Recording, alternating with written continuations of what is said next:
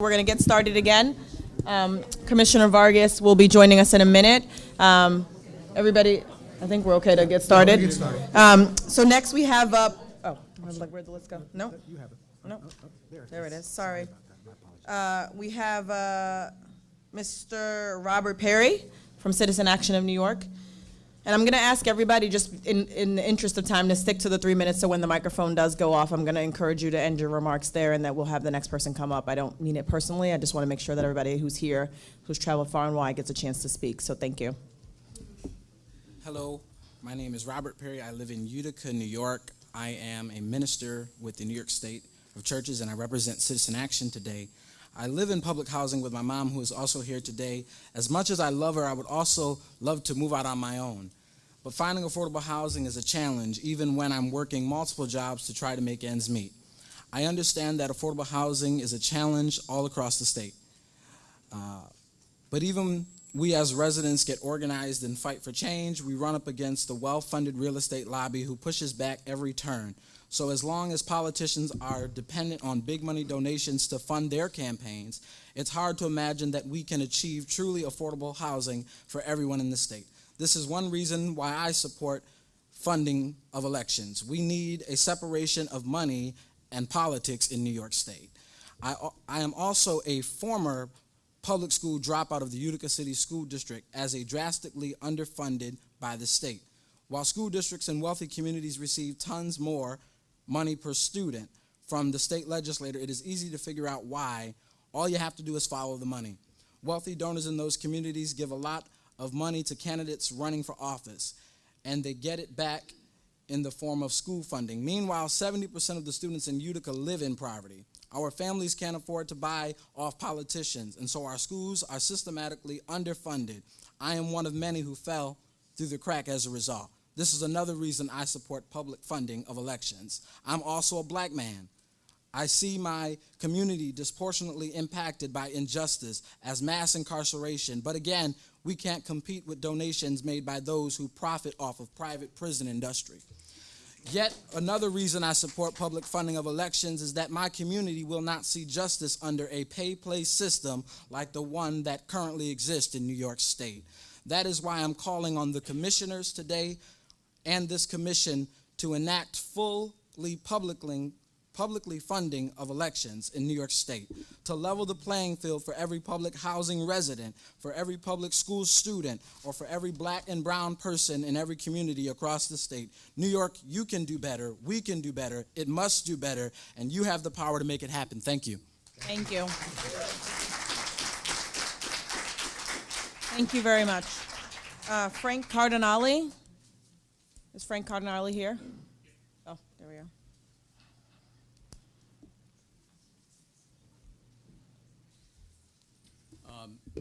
First, I'm shorter, I can get to the mic. First, I want to thank the Commission for their time and effort in getting input from people from across the state on these important issues. And I'm not going to talk generally about fusion voting or specifically about public finance of campaigns, although I am very much in favor of it, but rather what fusion voting has done, in at least has the chaos it's created in my county and county elections. Unlike Libertarian Party and Green Party that sometimes try to put their own candidates up, only to find in many cases that those lines are hijacked by someone else anyway, the conservative, working families, and independence parties seldom do. They seldom run their own candidates, but rather piggyback on Republican and Democratic candidates. And this has had an effect, particularly in our county, to open the door to some very bad actors who have figured out how to game the system by selling and hijacking party lines. This doesn't help to serve the voters, but rather to confuse them, and it has significantly in our county. They're so influential that they induce members of their family and friends to join the other parties so that they can gain status and influence, and it'll help them in elections. regardless of the fact whether they are in line with the philosophy of those parties. They do so simply to get another line on the ballot. The single biggest beneficiary of fusion voting, at least in my county, and I'm sure it's in other counties as well, is the platform-less Independence Party. A group that doesn't expand the political spectrum at all, and just sells the lines to the highest bidder, again, at least in our county, for jobs, for fundraising, for influence, and for personal gain. In my county, they're totally tied to the Republican Party. We need not even call because we won't even be recognized. And because they've been that influential in local elections, they've benefited from the alliances, most noticeably the person who runs the party. In Ulster County, the Independence Party is run by one individual who singularly hands out endorsements without convention, without caucus, and without candidate interview process. And this appears Thank you, to be, Mr. Cardinale. If you could just wrap it up, please. I'm sorry. okay, this just appears to be okay with the state committee because they give him his, their blessing each time this happens. Okay, just to wrap up. Whatever the rationale was for fusion voting initially, and it goes way back, I think it's gone awry. Thank you, sir. Certainly hasn't met the goal. Sorry, we do have to wrap. We have literally 3 pages of speakers who also are waiting their 3-minute turn. Okay. If you have testimony you can submit for the record, we are happy to consider it. I appreciate it. Thank you. Thank you. Beverly Brakeman from UAW. Good afternoon. Thank you for holding this hearing today. My name is Beverly Brakeman. I'm the Regional Director for UAW Region 9A.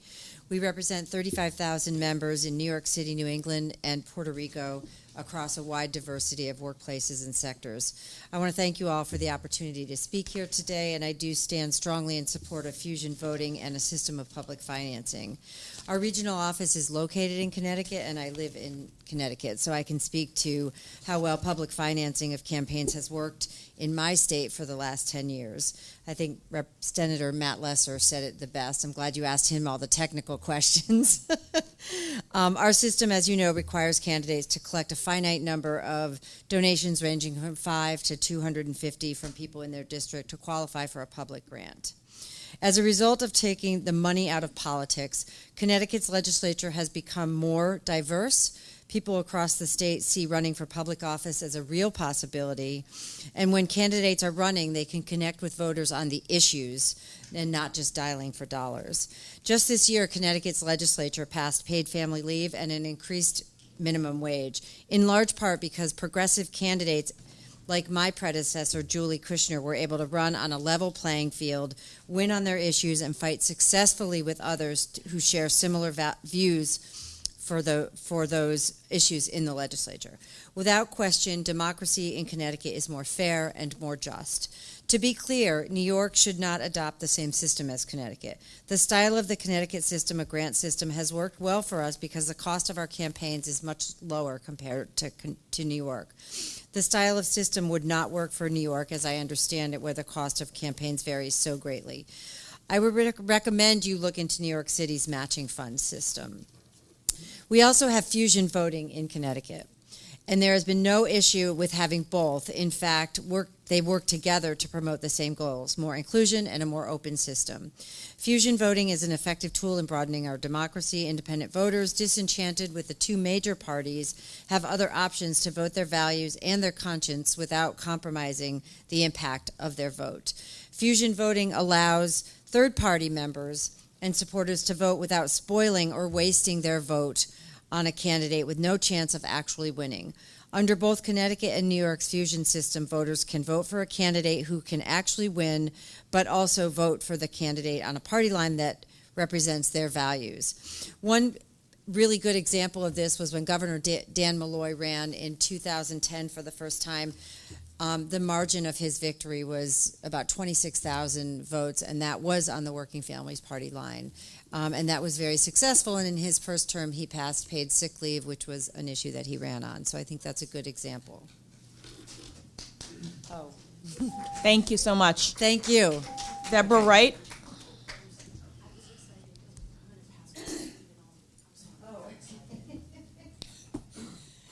Good morning. My name is Deborah Wright, and I am the Political Director for the United Auto Workers Region 9A, which also includes New York. I thank the Commission for giving me this opportunity to address you. And I'm here to also lend my support, my very strong support, for both small donor matching for campaign financing and fusion voting. I watched the first hearing held last week very closely, and I want to begin today by reiterating a point made not only by several people who testified, but I believe by also one of you. This commission was formed in response to an outcry across New York State for campaign finance reform, not to end fusion voting. The way I read the mandate from the legislator that created you, it seems pretty clear. The state shall establish a system of voluntary public campaign financing for statewide and state legislative public offices. That's it. You do not have the power to change or end fusion voting, which is a constitutionally protected voting right in New York State, plain and simple. As for money in politics, a topic I have to deal with every day, we must reform our campaign finance system. We want the best New Yorkers to run for office, the people who are active in their communities, who know what their communities need, and who will fight for them. That connection to your community should be the basis for whether you can put yourselves forward and let your neighbors decide if they want you representing them and whether or not you win. But unfortunately, as we all know, too often that's not what determines who runs and who wins. It's determined by who has the most access to large amounts of money. That is not democracy. If there ever was a moment in our history when democracy is at risk, it is now. It is essential that we draw a strong line here in New York State to strengthen our democracy and send a message to the rest of the country about how this should be done. We should do nothing more than lead. New Yorkers need you to implement a strong small donor matching system and additionally to leave fusion voting alone. Effectively ending fusion voting would undermine the goal of campaign finance reform. Both encourage more participation. Both give more people an incentive to get involved. Both ensure more voices are heard, especially voices of candidates of color, women, the LGBTQIA community, and the working and middle classes. Fusion ensures there are more progressive candidates speaking for working people, and that is certainly what we need more of today. Our experience in the UAW is that essential issues that we need to raise are raised and won more effectively when we have fusion voting. The bottom line is that fusion voters give more ways to tell candidates what issues are important to them. Plus, fusion allows voters who do not fit neatly into either of the two big party boxes to vote for a candidate on a party line whose values they want to support. So by effectively ending fusion, you are limiting voters' ability to communicate with their elected officials. You are taking away their right to vote for the candidate in the party of their choice. That would be an undemocratic step. So I urge all of you, implement a strong small donor matching program, but do not undercut that, which will certainly be an unpopular and unconstitutional effort to end fusion. Thank you. Thank you.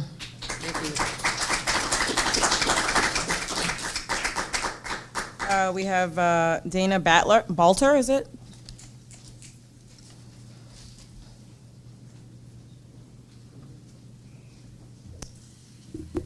Hi, thank you so much for this opportunity to be here. My name is Dana Balter. I'm from Syracuse, and I'm here as a New Yorker and as a candidate for Congress. Just to give you a little bit of context, I ran in the 2018 cycle. We raised almost $3 million.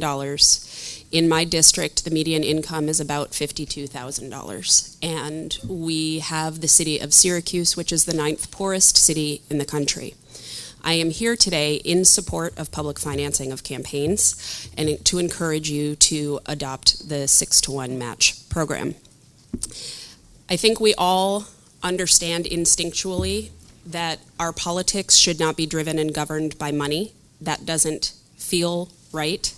It should be about hearing the voices of the people and ensuring the participation of everybody in our system. But in our current system, it is driven and governed by money. And as long as we're operating under the Citizens United Supreme Court decision, it will be to some degree. So what we have to do as legislators, as a government, and as a community is implement policies that will mitigate the effect and influence of that large money and work to put more power in the hands of the people whose voices get lost. Our current system distorts the influence of the wealthy. You've heard lots of people talking about that today.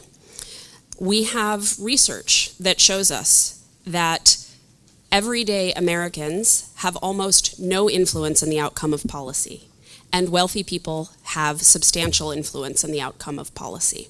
That's not how it should work.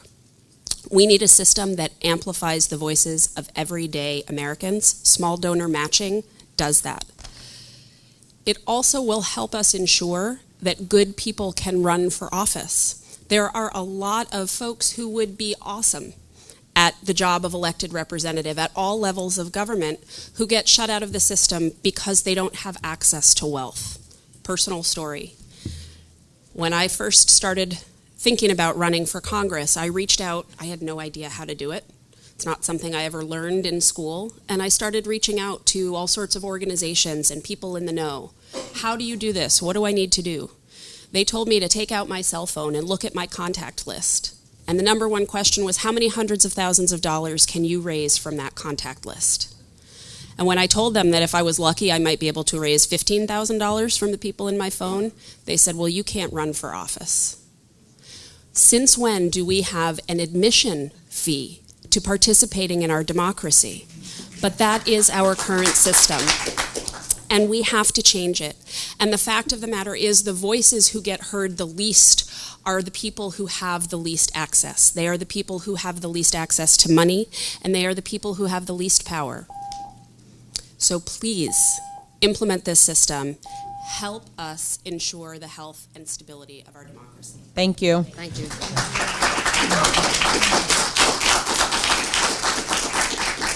Jamaica Miles. Anybody care if I open this window? No, you can open it. As long as it actually opens, yeah.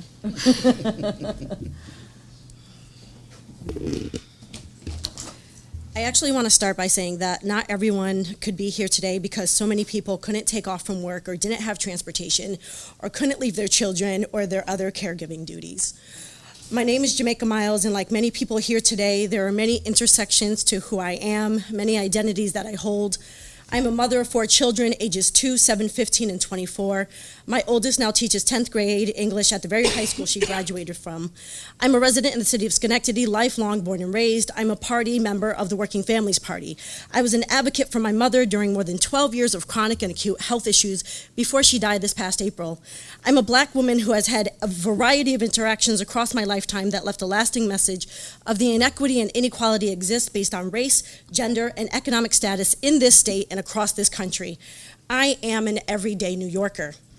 I want a quality education for all of my children, and education in our public schools that is fully funded by New York State. Not for us to continue to struggle and fight for programs and services that all of the children of Schenectady need.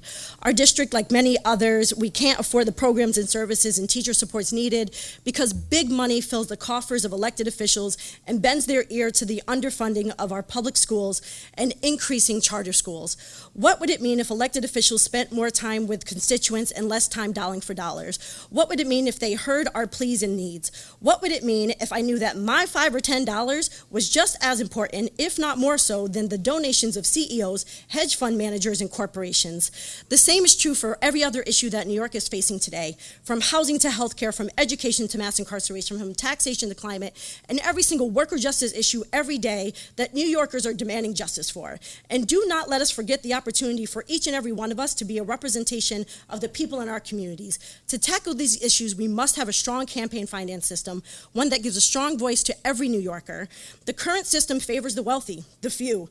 I am glad that this commission has been charged with ensuring that what we will have is a strong system that lifts up every voice of the many and shows that New York truly is a state of the people, because that's not the system that we have right now. I'm not going to give you the bullet points. I support everything that Citizen Action said, so we don't have to talk about the matching system. But this commission is short on time, and you only have until December.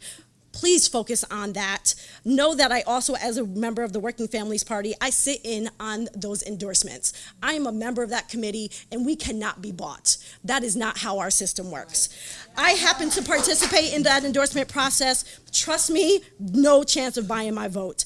As the comment of welfare systems, I am personally offended. It is a system that would allow Black and brown people and other marginalized groups who are denied access to be representatives of their communities. The reason why we often don't see these issues fully funded is because of big money in politics. The choice to run is often not about being able to run, it's about being able to fiscally run a campaign. This is about increasing participation in the electoral process, letting people know their opinions matter, and that the opioid crisis is one that should be addressed by the big pharma money that created it. That the mass incarceration is one that should be addressed by ending the racial capitalism that offers us to prioritize funding and money in our jails. Thank you so much, Jamaica. I apologize that I have to cut you off. Jamaica, I respectfully have to cut you off. Is rooted in my oppression and denial of my humanity and right to exist. Thank you so much.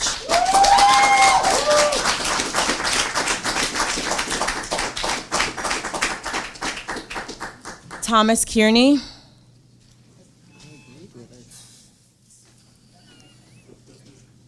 I'm going to call out a couple names just so we can get a queue going and make this a little bit more efficient. After Thomas, we have Lucas Grandis, if we want to just start forming a line, and then Patrick Cousins. Please go ahead. Thank you. Thank you.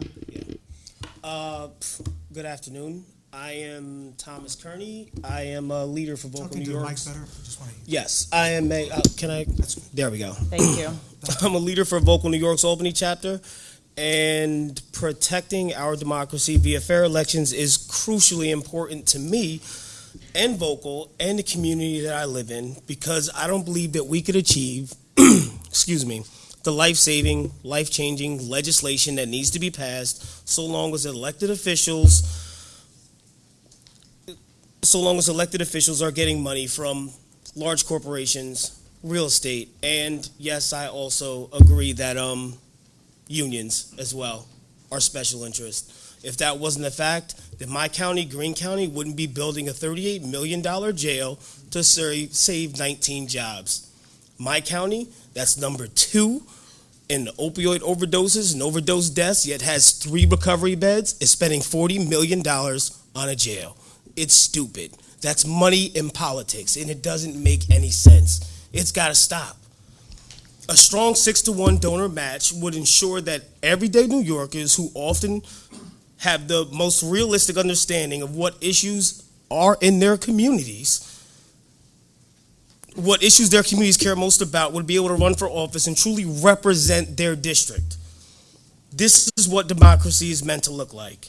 People voting for those who are the right fit to represent them in office. True democracy is not having $25,000 a plate dinners with a wink and a nod and acting like that $25,000 for the dry chicken and boxed macaroni and cheese isn't buying influence later on down the line.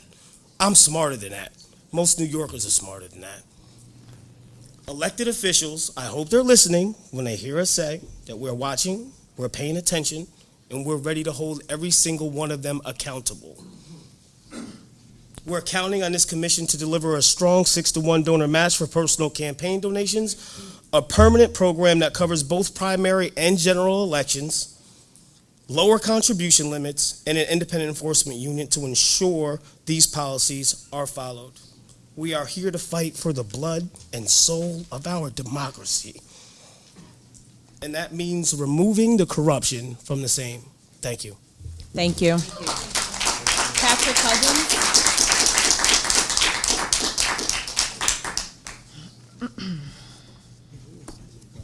Hi, my name is Patrick Cousins. I'm a homeowner, taxpayer, and resident of Newburgh, New York. I'm on the State Committee of the Working Families Party. My testimony today highlights many times that fusion voting has helped clear up the often muddled world of the New York State politics. Pedro Espada Jr. is an American ex-con, a Democrat, and a member of New York State Senate from the 33rd District in the Bronx, New York. One-time leader of the majority of New York State Senate.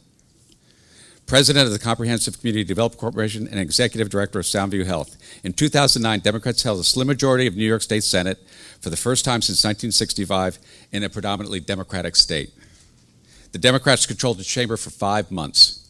Around 3 p.m., June 8, 2009, Democrat Pedro Espada, along with Democrat Jaime Montserrat, voted with the Senate Republicans on the floor of the Senate in a move that would displace the Democrats as the party in control.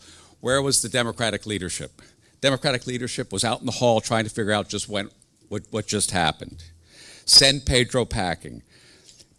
Send Pedro packing was the slogan of the South Brooklyn Working Families Party Club. As a Democrat living in New York City, I felt completely disenfranchised, and I was being chided by my 2 high school teenage children about my faith in the two-party American system of politics. I agreed and went in search of a third party. I was led towards Dorothy Siegel and the Working Families Party in Brooklyn. Knowing nothing of fusion voting, Dorothy explained to me the Working Families Party was a progressive coalition of active community groups and labor unions. Item 1 on their agenda was to get rid of Pedro Espada. At the time, the Democratic Committee remained neutral on Espada. Pedro Espada Jr. was the incumbent and would get what he expected from the Democratic Party, which was nothing. They weren't going to do anything. They stayed neutral on the whole thing. August 9, 2010, 2 major labor unions, the Working Families Party and the progressive elected officials, endorsed Gustavo Rivera. And you don't have to thank us now, but you got Gustavo Rivera there now, as the opponent for the 33rd District. Where was the Democratic leadership again? Out in the hall, again, outside in the hallway. This time, the Democratic Party, the paternal protector of the loyal and not so loyal incumbents, stood aside just to see which way the wind would blow. Working Families Party held fundraisers. We raised thousands of dollars from small donors and sent hundreds of man-hours to the 33rd District. I was one of them. I know. I was out there. We faced, it was an ugly campaign. We faced vague threats of violence from a section of the community that acquiesced to the ill-informed and divisive leadership of Pedro Espada Jr. We won. We won only to be ground back into the battle with the IDC years later. IDC. That was the Independent Democratic Caucus that, again, voted with the other side.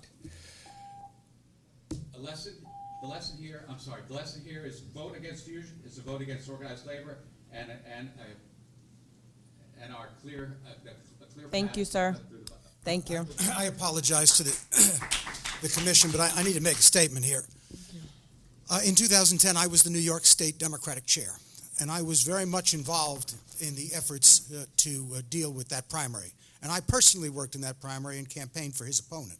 So I want you to know one other piece of this. The leadership of the party was very much engaged in that. But I will tell you this. Not one Working Family Party member led to Espada's defeat in the primary because they couldn't vote. They couldn't vote in the Democratic primary. Only No, Democrats you could misunderstand vote what I Democrat. said. We went up there and worked with the Democrats to get rid of him. The Democratic Party sat on their hands. I'm going to put for the record, we did not sit on our But hands. my record Okay. says you did. I was up there. Can All we move got on? was Thank you threats so from much. you guys. Thank you so much, sir. We appreciate your testimony. And we're not done yet. We're still working. Even if you close the Raymond, door on we have us, Raymond we're gonna be Bryant. on the other side of the door. Thank you, sir. We have Raymond Bryant, then Dustin Reedy, then Blair Horner. No. Blair couldn't talk. How you doing today? My name is Omari Shakur, and I'm here to testify for fusion voting. I was a former Black Panther member. I was incarcerated for 6 years in prison. Are you Mr. Bryant, sir? Yes, I Okay, am. got it. Thank you. I'm Sorry. Mr. Bryant. Sorry, I was so confused. I apologize. Thank you. But now I'm the Democratic nominee for city council at large in the city of Newburgh. And the reason I'm the reason I'm the candidate now, I wasn't the endorsed candidate for the Democrats, but I was endorsed by the Working Family Party. I was endorsed by Community Voices Heard Power. I was endorsed by New Voters Movement. And because of this fusion of voters, I was elected, and now I'm the Democratic nominee for the city of Newburgh, in the city of Newburgh. And most likely in January, I will be the city council elect. In fact, not most likely, I will be the city council elect in the city of Newburgh because fusion voting is working, and fusion voting is what put me there. I'm appalled that this commission has chosen to have a hearing on this issue when my city, my state, my country has so many more important issues that they could be addressing, such as livable wage jobs, such as lowering taxes, such as the militarization of our police departments, such as the mass incarceration of our youth, such as the homeless people that we're in a country where we have over 2 million homeless people, but we have 8 million abandoned buildings. Where's the humanity? We have a war on drugs where there's more drugs than ever in my community, but all my children are locked up. Where 75% of the people in my community are spending almost 80% of their budget on rent. And last but not least, I'm appalled that this commission is trying to eliminate the Working Family Party from a ballot in a country that was built on people working hard. Our children, our family members, and our parents are being sent to fight wars around this world to make democracy a possibility in other countries, and yet we have a resident rump here that is idolizing dictators and promoting racism, sexism, and all kind of isms that are dividing our country and faking to make America great. So last but not least, I'd just like to ask this commission, is this an issue that is really need to be addressed, or I think the word I'm looking for is this just a wish hunt? Thank you. Dustin, is Dustin here? Dustin not here. Is he? He was here. Okay, he's not. Seems like he's not here anymore. We're going to go with Diane Berry. Then we're going to have Bob Cohen, please. Hi, my name is Diane Berry, and I live in Utica, New York. I'm a Working Families Party member because the party's values are my values. I choose to vote on the Working Families Party line to voice my views as to what direction I want our communities to go. Because of fusion voting, I can do this and still vote for a candidate endorsed by a major party rather than cast a futile vote. I feel empowered, heard, and engaged in our political process. Take away fusion voting, and I will feel disempowered, silenced, and less likely to be part of the political process, less likely to vote, and certainly less likely to volunteer to get petition signatures and canvass for candidates, which I have done extensively since becoming a Working Families Party member. I can assure you that in volunteering, I have come across many party members who feel the same. Taking away fusion voting will suppress voter choices, silence voter voices, and disengage people from the political process. Incidentally, it will also lose votes for Democrats in purple districts. I know I live in a district that is a redder shade of purple. The purpose of this commission is to implement public campaign financing.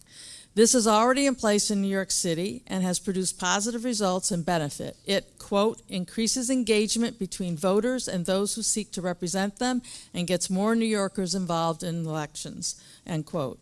In my experience, fusion voting does the same.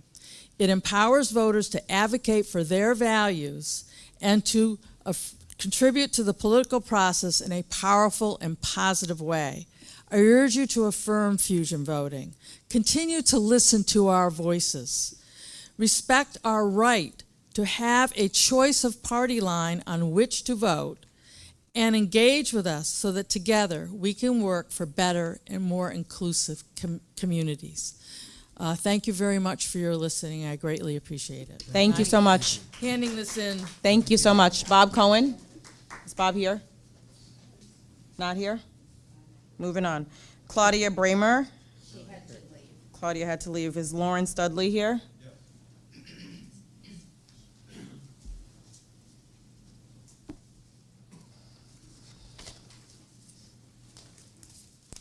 Good afternoon. I'm Larry Dudley. I'm a member of the Warren County Democratic Committee and the secretary of the Glens Falls Democratic Committee, and I'm also the coordinator of the Democracy for America group in Glens Falls. Speak into the mic a little bit better. Pick it up. However, from I'm there. here speaking for myself today. I've already submitted a statement, so I'll read this quickly so you can move on. Considering ballot fusion, I think it's wise to step back to consider the big picture. Excuse me. In recent years, New York has seen a string of corruption prosecutions, right up to the leaders of the legislature. I don't think these people set out to be corrupt. I think they were good people, at least in the beginning, and meant to do well. Similarly, everyone complains about smoke-filled rooms and backroom dealings. but no one asks how that got started. Having been involved in politics in New York since the McCarthy campaign in 1968, to me there's a clear answer. Ballot fusion is a huge, perhaps dominant part of it. Ballot fusion is the school for corruption. Ballot fusion is the entering wedge for corruption. That is the most important thing to understand. The genesis in corruption in New York is the finagling, chicanery, and deal-making that inevitably swirls around candidates trying to land that cross-endorsement. There is almost always some kind of deal. It teaches new candidates, especially young candidates, that they need to cut deals, give concessions, make compromises they wouldn't do otherwise, and do all kinds of horse trading, and most importantly, do it out of sight. Human nature being what it is, one thing leads to another. You make one deal in the back room, you can make another deal in the back room. It's a slippery slope, and once you get down that slope, one morning you wake up wondering how you got to where you were. That's how corruption happens. Ballot fusion is a huge part of New York's negative political culture, and it starts with people making deals they wouldn't make if ballot fusion didn't exist. I believe that if you're going to clean up corruption in New York, you have to start with ballot fusion. You are never going to get rid of the corruption until you get rid of it. Thank you. Thank you. Susan Weber.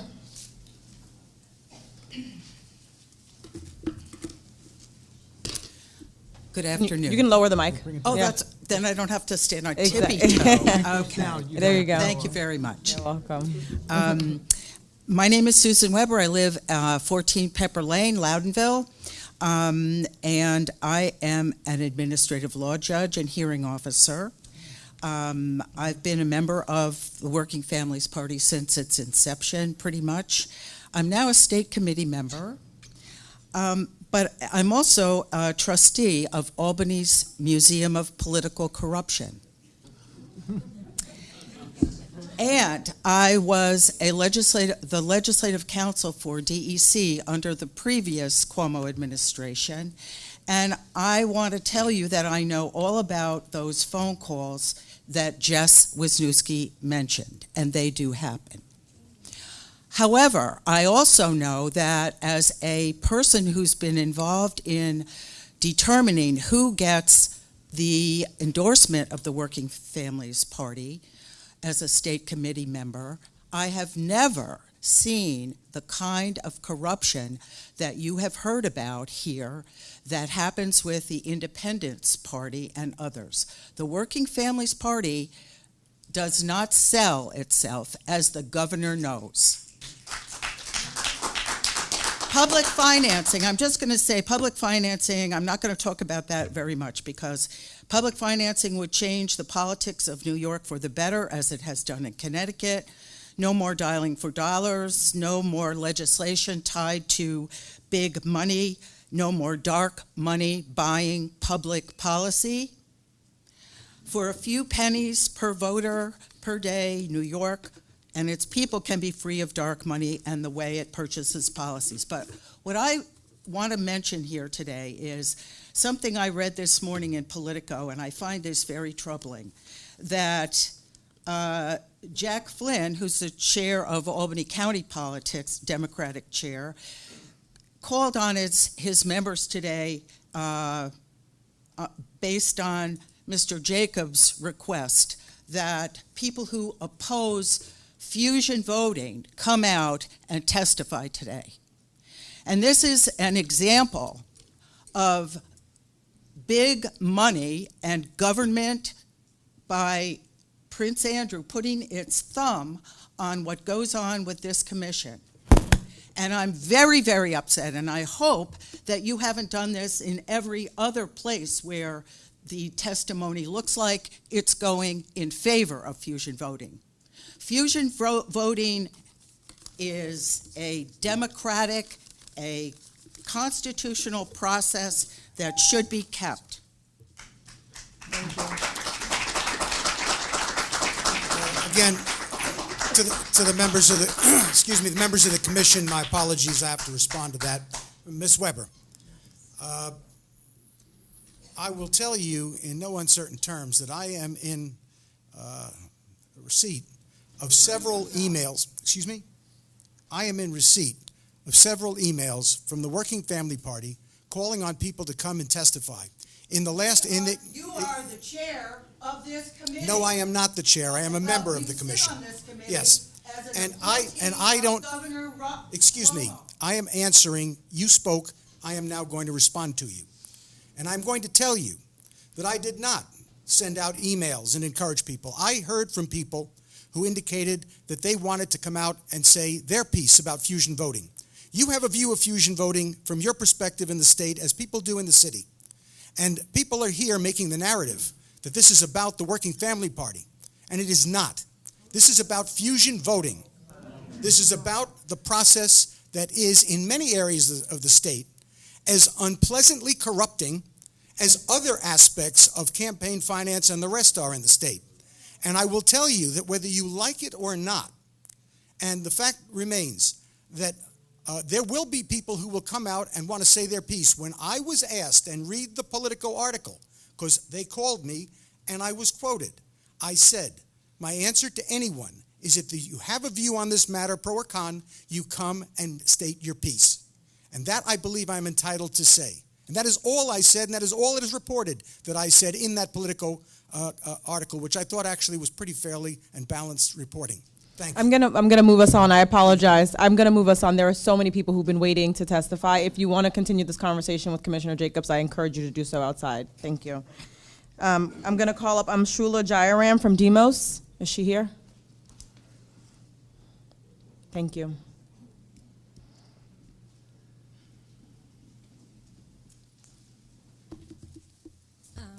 Good afternoon. You can hear me, right? Not really. No. Good afternoon. Better? Yes. My name is Amshla Jayaram, Senior Campaign Strategist at Demos, a nonpartisan national organization dedicated to achieving racial and economic justice. Thank you to the members of the Commission for the opportunity to testify here today regarding the critical importance of a robust system of public financing for the state of New York. Money has poisoned our democracy at every level, and due to a combination of who holds the purse strings and our long history of racist law and policy, people of color suffer disproportionate harm under this system.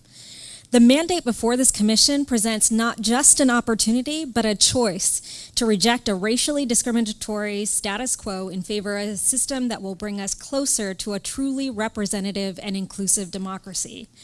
Over 91% of the donor class is wealthy, male, and white, a composition jarringly similar to the power base at the founding of this country when an entire population of people were still in chains. This elite class of people determine who runs for office, who wins elections, and what policies make it onto the agendas at the national, state, and local levels. To this last point, the data bears this out incontrovertibly. Research has actually shown that the majority does not rule, the rich and powerful do. Preferences of the average voter have virtually no relationship to what laws and policies pass, whereas the preferences of the donor class have a significant impact on outcomes at both the federal and state level. The problem with having a donor class with that kind of power is that there are significant differences in values, perspectives, and priorities between a wealthy, white elite and the general public. The category in which the majority of people of color fall into. Consider a few examples. According to a 2013 poll, a majority from Washington Post, ABC News, a majority of whites believe that blacks and other minorities receive equal treatment as whites in the criminal justice system, as do half of those making more than $100,000 a year. Yet only 41% of those making less than $50,000 believe this, and only 26% of people of color. When asked what is most important to help them achieve the American dream, wealthy white respondents listed lower taxes, whereas people of color listed affordable college education. In the ongoing debate about Trump's plan to build a reckless, racist border wall, a Quinnipiac poll from 2018 found that white Americans are much more likely to support the plan, though they do remain split, than people of color. In addition to individual donors, every industry, whether we are talking about the private prison industry, the home loan industry, or the fossil fuel industry, to name just a few, has done disproportionate harm to people of color. Each of these industries has been enabled by government to continue perpetuating that harm for decades by bankrolling campaigns. We often talk about clean government and big money as though it's a race-neutral issue. However, you cannot talk about the dominance of big money and not talk about who that money comes from. I'll stop there. Thank you so much. And if you have testimony, please submit it for the record. John Riley. Do we have John Riley here? He spoke. He did speak. Oh, maybe his name was on here twice. Sorry. Booker. Bosher. Sorry. You're making me sound bad up here. I'm going to try my best to. He wasn't helping. Thank you very much. So, thank you. May I begin by commending all of you and thanking you. I am, with full disclosure, am the Democratic chair in Warren County. And I am here with the hat as a former English teacher. And I'm here for the citizen. What I find with the Fusion ballot currently is confusion. Many of my senior citizens and many of my voters, regardless of party in Warren County, do not understand the varied choices of where the parties lie.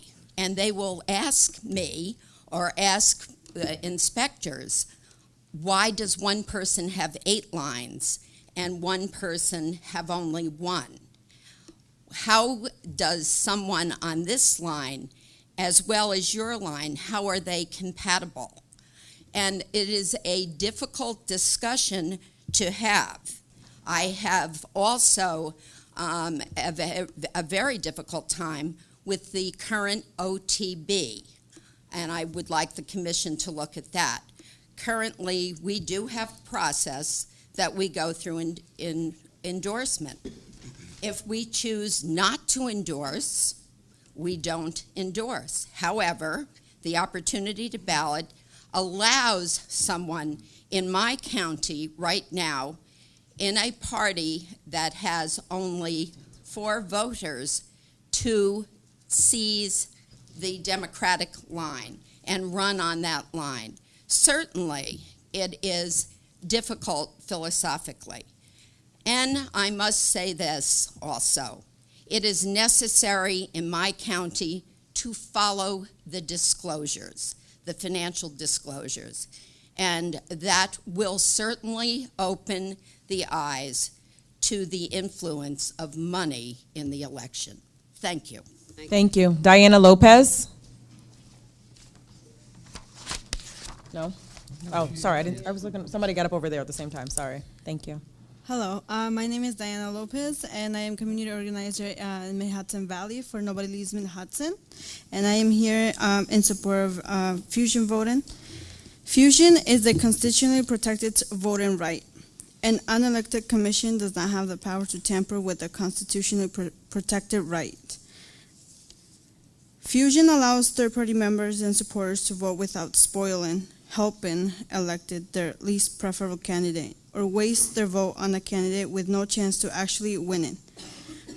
Under the state's Fusion system, voters can vote for candidates who can actually win, but also vote for candidates on a party line whose value they want to support. The goal of this commission should not be to undermine or end New York's Fusion voting system. Doing so would be a huge mistake and a huge step in the opposite direction that would only serve to weaken our democracy. Fusion is unrelated to public financing. There is no public policy rationale for linking these two issues. Unsurprisingly, candidates of color and women have less access to wealthy white donor pools. If you want our government to represent all of the society, then we need a system that encourages people for all walks of life to consider serving in public office. By matching small donations through public funding, we can amplify the voices of everyday New Yorkers, including women, of people of color, of the working and middle classes, and any and all underrepresented New Yorkers in political process. It is very important that we have representatives that really want to have a better future for their constituents and not just profit. So when we want to pass progressive legislation, no one is being instructed to vote no or to stop a bill from being brought to the floor. Thank you. Thank you. Daniel McKissick? Daniel McKissick? We are going to go next. Emily, and I'm sorry, Marinzak? Or please correct me and say it properly. Sorry. Marinchak, sorry. Very close. Hi. My name is Emily Marinchak, and I'm a mom and a citizen activist. Currently in New York State, there is too much corporate control and corruption around every bend. Can you move closer to the microphone? Sure. Or move it closer to you. People are sick of it, and that is why candidates who ran on democracy reforms won in 2018. We've got to have a means to face corporate powers and to work to get big money out of politics so that regular working people can have real representation. One way to help us get there is a public campaign financing program that has a minimum match of $6 public dollars to every $1 raised by the candidate. Public financing of elections will allow ordinary citizens, maybe even me, to run for office with a fighting chance. A publicly funded matching fund is the only credible way at this time to try and level the playing field and give regular people a chance to serve their communities. And to that end, do not end or amend fusion voting. The definition of running for office, to be a representative of the people, is to try and build unity by winning the support of a majority of your potential constituents. To end cross-party endorsements is to squash democracy. To end cross-party endorsements is to divide the people of this great state and to address the concern that fusion voting is somehow at odds with public financing. That's simply not true. New York City has both public financing and fusion voting. The money simply follows the candidate, not the party endorsement. To end cross-party endorsements is to divide the populace exactly when the work of our state depends on us working together. Thank you. Thank you so much. Is there Julian Marinchak?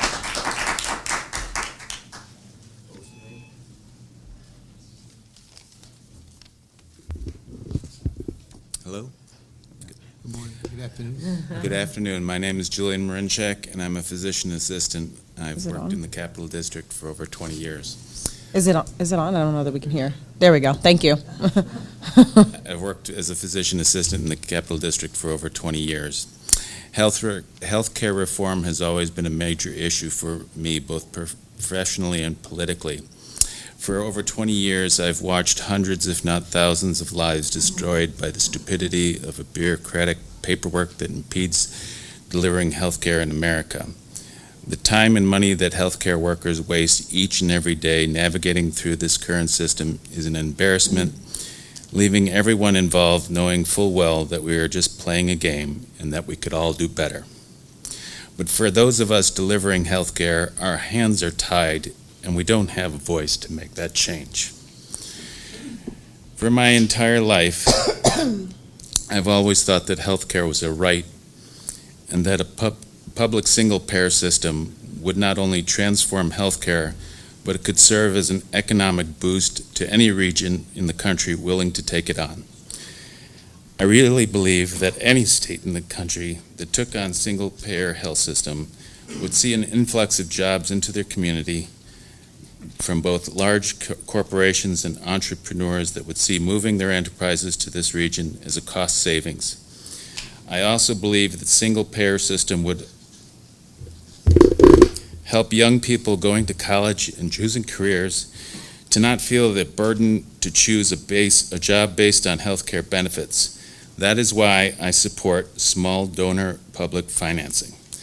Small donor public financing would allow candidates who are not part of an entrenched political system to break away from those who have been accepting big money from PACs and wealthy donors and speak to the issues. Having permanent public financing allows those running on one issue to have their voice heard. It levels the playing field and makes seasoned politicians take notice of the change taking place around them and limits the influence big money has in politics. One way to ensure this happens in New York is to enact public campaign financing reform that has a minimum match of $6 for every $1 raised by the candidate. I believe that single-issue campaigns such as single-payer health insurance cross party lines and helps build coalitions that strengthen our democracy. That is why I support fusion voting, for it allows citizens to find common ground across party lines. To end cross-party endorsements will only weaken democracy and strengthen our disgust in government. Thank you. Thank you. Bridget Arduni.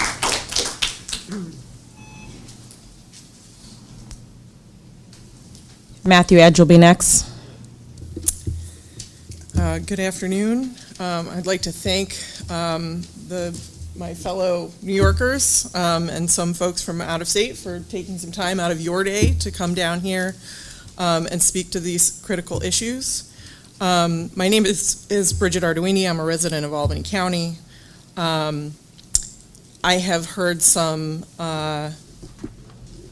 discussion that maybe some comments that maybe the people in this room are not representative of New Yorkers. If you feel that is the case, I would encourage the commission to hold additional hearings in additional parts of the state for people who can't travel here, and possibly at different times of day or on a weekend. I had to take a personal day to come down here and speak to you, and I recognize that not everybody has that opportunity. That's something that makes it possible for me to have a voice in my democracy. So if you want to hear from folks who could be really affected by these issues, have a session on a Saturday, please. I personally am a lifelong Democrat, but I cherish the opportunity to express my values more fully through fusion voting. As Democrats, we claim to be and aspire to be a big tent party, and that means that we have a diversity of opinions within our party.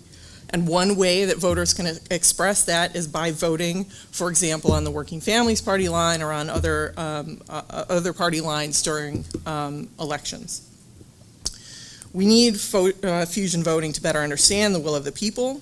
In addition, this right to vote with the party of our choice is protected by our state constitution. So I'm not sure why this commission has been charged with examining fusion voting. It's been challenged numerous times, and the New York State Court of Appeals has upheld it each time. So this commission should not weaken or impair fusion voting. What this commission should do is recommend and support at least a 6-to-1 match program for public campaign financing. This is an issue that brings forward voters who are maybe small dollar donors and allows them to have a stronger voice in our democracy. And that would be people like me. I'm a small dollar donor. I am never going to max out my donations to any particular candidate. And so women, people of color, members of the working and middle class will be more involved in our democracy if we have a campaign public match program. This would also, as many people have stated, mitigate the outsized influence of big dollar donors and dark money in our elections. On top of that, as has been stated by numerous other speakers, we need to lower the contribution limits and create an independent enforcement unit to ensure that all people will be protected in this process. Thank you. Thank you so much. Matthew Edge. It's been my life work to try to pass public financing of elections in New York for 17 years now. And I must say, I lose sleep at night worrying that this committee, empowered to enact public financing in New York, will come back with another Boeing 737 pilot program or some other form of delay or poison pill. The pattern is clear. We win at the ballot box only to be sold a shining glimmer of hope chased by broken promise after broken promise year after year, and I can't help but wonder what sort of top-down pressure this committee is under to conveniently present the illusion of progress by coming up with some new excuse to delay full enactment of what has been promised. My name is Matthew Edge. I'm a CUNY Law grad. I'm the social entrepreneur behind Democracy Coffee and the nonprofit it supports, the People's Empowerment Project. First, I want to talk about why I got involved in this issue and why it's so important and it gets fully enacted in the entire state of New York without delay. I got involved with trying to pass clean and fair elections on the state level in New York because in order to see it pass we would need to see it pass in a sizable number of states before there would be a viable path to passage on the national level. I got involved with this effort because I saw that unless we tackled the underlying corrupting influence of corporate money, none of the big crises of our time were going to be solved, from the gun epidemic to the unmanageable housing and healthcare costs to the existential crisis of our time, climate change. None of it would be solved in a meaningful way unless we tackled corruption first, and we need to start in the states. At a certain point, the cost of delay becomes so great that the very survival of the species is at stake. I'm talking about climate change. Currently, 90 powerful corporations cause 2/3 of the man-made global warming emissions. Those 90 companies have consolidated wealth like has never been seen in our history and used their gains to buy political influence in an increasing and alarming rate to the point where democracy is on the global decline. The climate crisis is a democracy crisis, and we need New York to lead the nation out, and we don't have time for more bad faith delays. The IPCC issued a study that effectively stated that if we didn't radically reclaim our government from the outsized influence of the fossil fuel industry in the next 12 years, we would not be able to come to the table with the solutions that match the scale of the problem. Essentially, that means that every passing second that we aren't moving toward the future, we are drifting towards a point of climate no return. That was last year, and now we have 11 years. Every major scientific study that has come out seems to suggest we had less time than we previously thought. The United Nations said that if we didn't reach these ambitious targets, an escalation of the climate crisis would be such that in my lifetime, the number of climate refugees would top 1 billion. For perspective, that's more than the population of North America and South America combined, and approximately 100 times more than the refugees than we had in World War II. A refugee crisis on that scale would create a global breeding ground for fascism and xenophobic demagoguery. We need a victory for democracy now more than ever. This is a domino too precious not to fall, and it needs to fall in full force now. Thank you so much. Or there may be no Thank coming you. back. We have about 30 speakers left, and as I understand it, a hard stop on the venue, and the commissioners are all hungry, as maybe you are too. So I'm going to ask the commissioners that we work through lunch, if we could all get our food and come back, and I promise we will, 2 minutes, we will be back, and we will keep up with testimony. The next person on the list, And we'll apologize for eating while we're listening. That's all right. Okay. and the next person on the list is Stephen Redler, so if Stephen could be ready in 2 minutes, that would be ideal. Keep on going. Yeah. No idea. Good afternoon. My name is Steve Redler. I'm a member of the Working Families Party State Committee. I'd like to thank you and support the efforts of the Commission. Move the microphone closer, they can't hear you in the other room, please. Thank you. I'd like to support the efforts of the Commission. It's not on. Hello? Yeah. Can we pause the Hang on time? just a second, please. We'll call it 2:35. Try again? Okay. I support the efforts of the Commission to develop a plan to reform the campaign finance laws and regulations. New York State has the highest contribution rate of candidates to a candidate's campaign of any state that has contribution limits. These high limits make our citizens believe that elections can be bought and discourage citizen participation in democracy and voting in particular.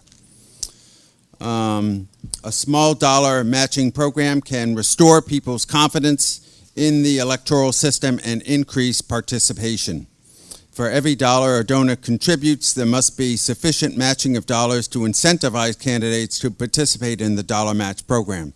A $6 match for every dollar contributed by a donor would be a significant incentive for candidates to participate. The amount could be capped at $250 or some amount like that, so as to establish an upper limit on the total cost of the program.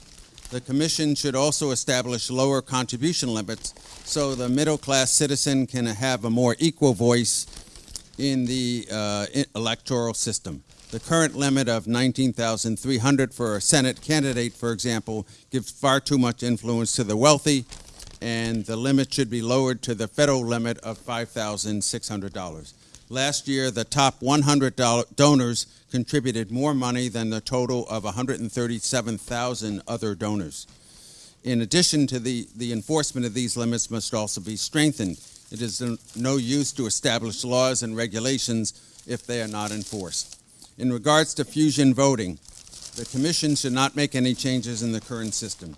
If I want to cast my ballot for a candidate on another political party ballot line, I should be able to do so. This is my constitutionally protected right. The Democratic and Republican parties can be very diverse. Seeing a major party candidate on an additional ballot line can provide information to a voter regarding that candidate. Changes to fusion voting have no connection to campaign finance reform. Thank you. Thank you. Thank you. Next, we have Caitlin Penner.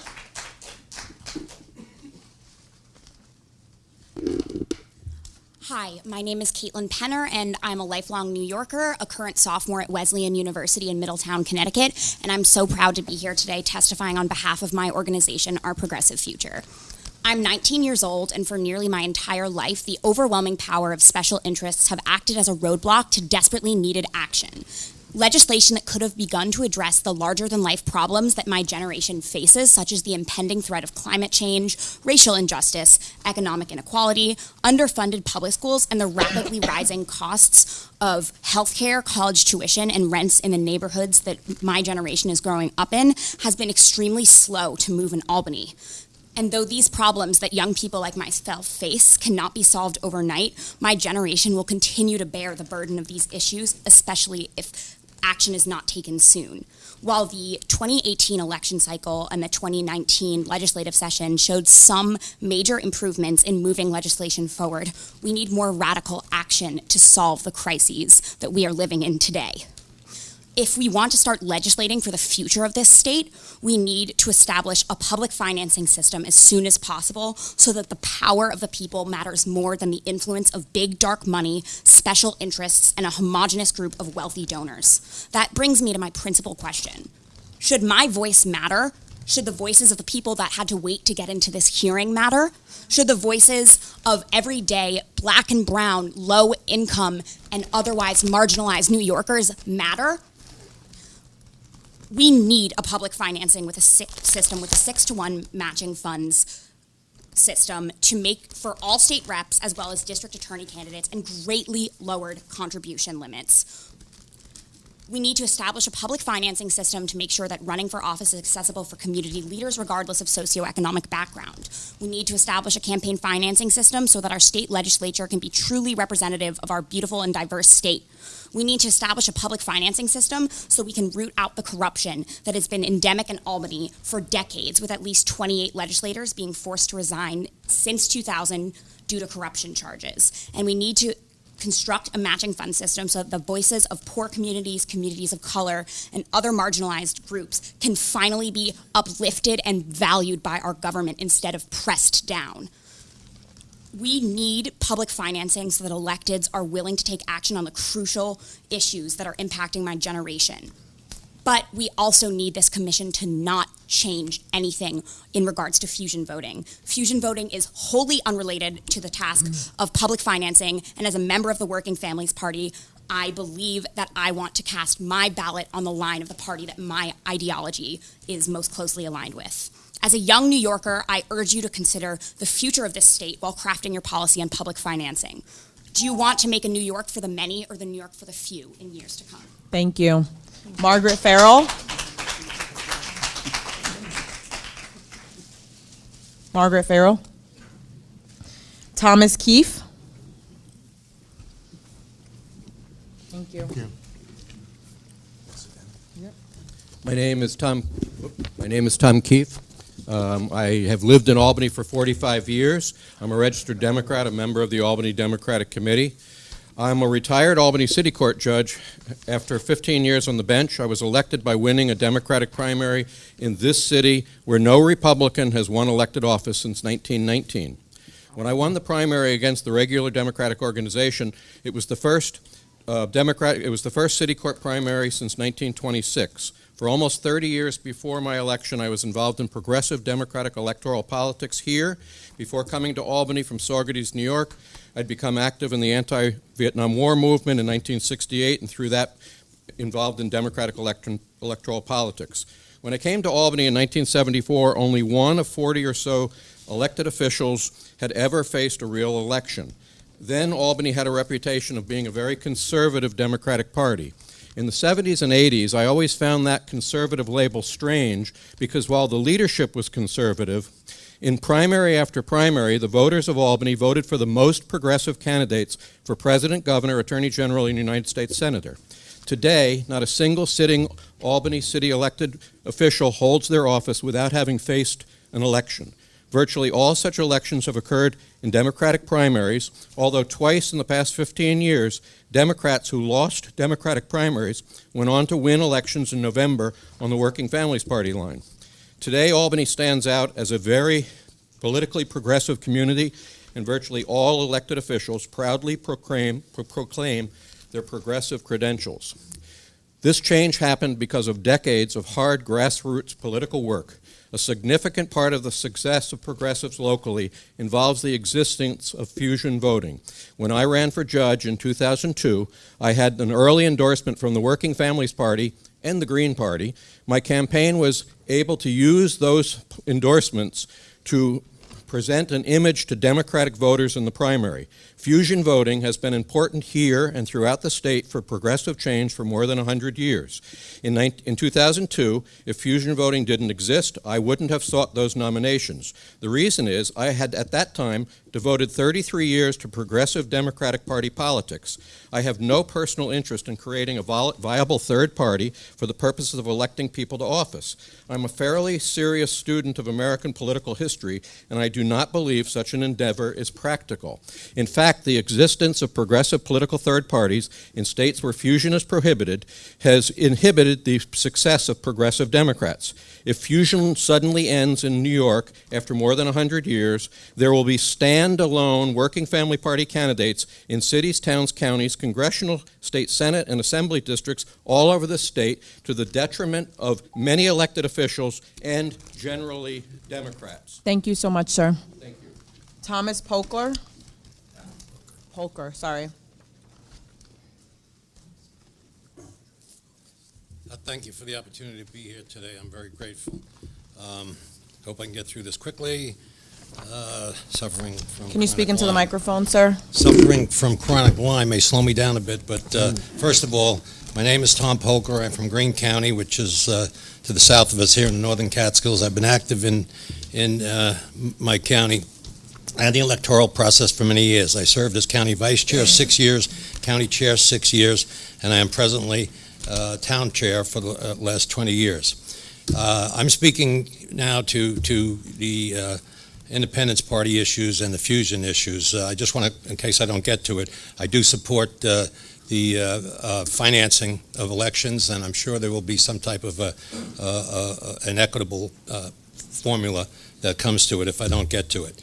I have a unique opportunity in that I was, in 1998, I managed and coordinated the New York State Senate campaign, a regional race, the old 40th district, which encompassed 5 counties, Greene, Delaware, Ulster, Sullivan, and Orange. Some of them have changed in their enrollments, but in others like mine, we are still and have been red since Reconstruction, and the numbers are against us. And in that race, I witnessed firsthand the confusion, the difficulty, and the adverse effects caused by fusion voting with my Democratic candidate in seeking the Wilson-Pakula process. It was frustrating and took a lot of energy out of the campaign. In subsequent years, when elected to my county committee, county executive committee in the positions, I came to understand any hope of fair consideration for the support of the Independence Party was directly related to how many tickets were purchased or donations to the state party at Albany events and any future solicitations, and controlled by a very few number of executive committee members. In my own county, I carried petitions personally, and I found that almost 75% of the people enrolled in the Independence Party did not realize they were independents. They thought they were D-E-N-T, independents. They didn't know they were in the party of Ross Perot or the party of Tom Golisano here in New York State, and that causes and has implications as well. Many candidates were standalone in my party when I first got involved, and we had the disadvantage of not having a second line to work with.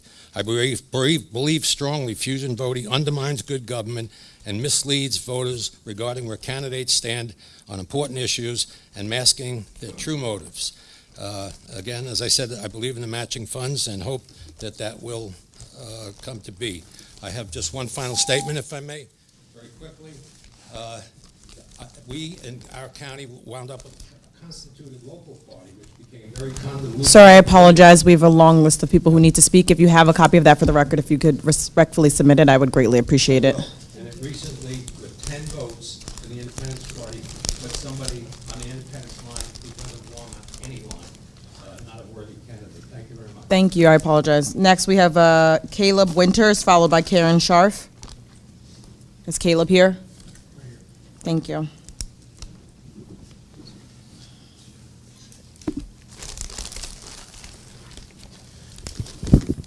Good afternoon. I'm Caleb Winters. I'm chair of the Upper Hudson Green Party, which represents about 2,000 members in Albany County, Rensselaer County, Saratoga, and Schenectady. Thank you for the opportunity to testify in support of your efforts to design a public campaign financing system for New York State elections. The need for reform is clear, with so many New York State elected and appointed officials having been convicted of corruption in recent years.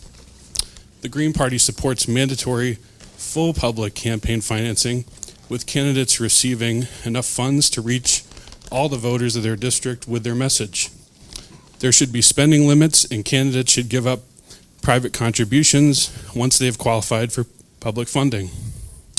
To qualify for public campaign financing, candidates should demonstrate a threshold level of public support by collecting a reasonable number of $5 contributions during a pre-qualifying period. Bundled contribution from PACs should be eliminated, and all ballot qualified parties and candidates should receive free and equal broadcast times on all television and radio stations and be included in all debates. Also in the purview of this commission is the banning of electoral fusion, which the Green Party wholeheartedly supports. New York State is one of only 8 states that still allow this archaic and corrupt practice. Where I live in Rensselaer County, there were 20 candidates during the 2019 primary season, 10 Democrats and 10 Republicans, who tried to steal the Green Party line through a process called Opportunity to Ballot. The major parties have party insiders register Green to sign Opportunity to Ballot petitions, and then they have them carry absentee ballots around to other insiders. We have even had our own members, some of which are here to speak today, lose the Green Party ballot line to Democrats and Republicans. Because these local races are often decided by a few votes, the major parties know how important it is for them to steal the Green Party line. Electoral fusion is detrimental to real third parties, like us, who run their own candidates.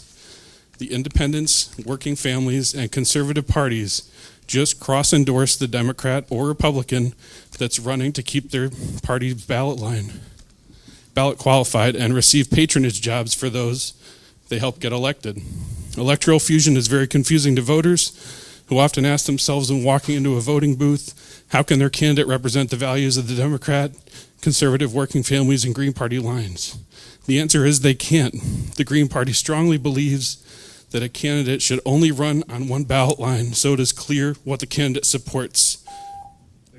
Thank you. Karen Scharf, followed by Alyssa Sumner.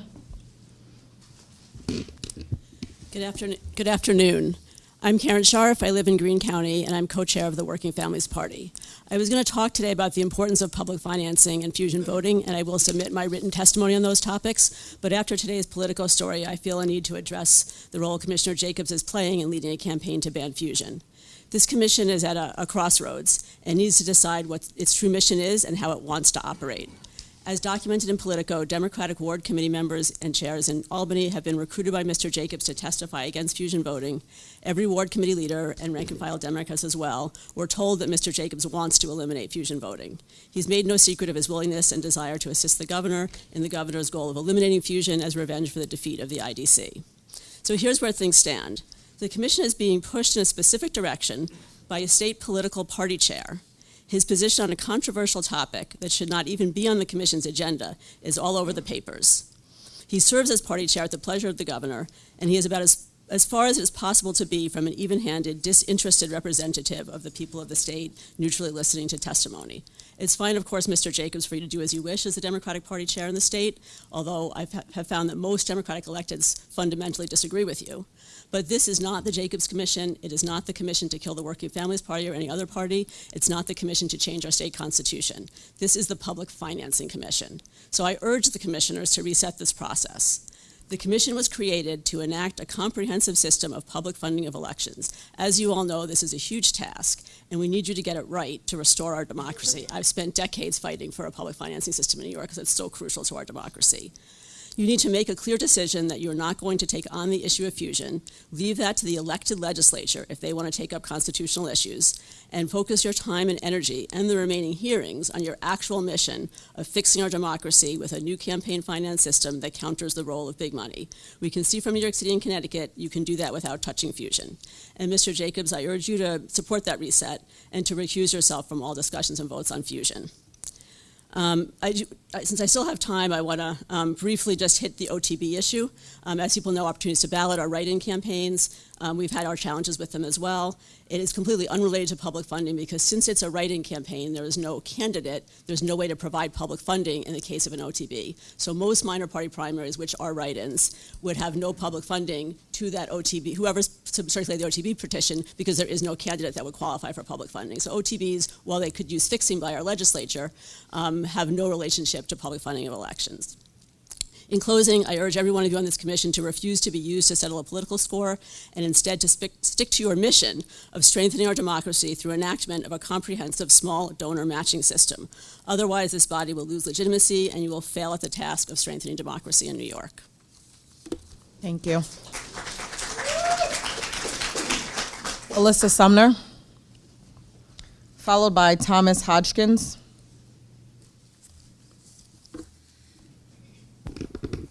Hello, Elisa Sumner, Chairwoman, Dutchess County Democratic Committee. I'd like to state at the outset that I am here to speak out against fusion voting. I am here of my own volition. Jay Jacobs did not ask me to speak out against it. I have been speaking out against fusion voting since long before I have ever met Jay. As a chair, I can tell you that an awful lot of the hard work goes into the petition process.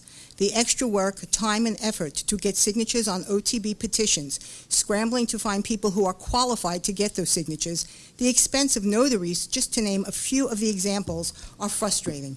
But more importantly, the despair, frustration, and anger of our candidates who are up against opponents guaranteed to have at least 3 lines, and all the work that they have to do to try to level the playing field and try to have what is perceived to be a fair election is debilitating before campaign season even officially starts. And what about the toll on the Board of Elections? In Dutchess County this past June, we had a little over 80 primaries. Only 18 of them were legitimate intra-party primaries. Most of those were actually for committee seats whose races took place in basically 2 or 3 towns. All the rest of the races, 58 OTBs and judicial races as well, were because of fusion voting. We had to open and staff approximately 60 poll sites as a result. That took a lot of planning to get it down to 60 due to the configuration of election districts in a rural county. Additionally, the extra weeks of work and overtime processing and reviewing a whole new cycle of petitions, objections, and all the other things that go with it was exhausting for the staff and costly to the taxpayers. The other day I was talking with a counterpart from a neighboring county about fusion voting, and she related to me that they had worked up some rough figures for the 2017 primary. They had a countywide Reform Party OTB. Now remember, the Reform Party allowed NOPs to vote. The cost? It cost $170 per ballot issued, which rose to over $504 per voted ballot, since so many were blank ballots because so many of the people who came to vote don't even know what was going on and didn't actually cast a proper ballot. Compare that to the Dems, whose average cost per ballot that year was $22.37, and the Republicans, who averaged $18. Especially outside the larger cities, fusion voting is unfair to candidates and at times intentionally misleading to the voters. It gives unfair power to those who are not elected nor chosen by the people they represent, but rather from a state party boss. Fusion voting is a fiscal burden on the counties and the state.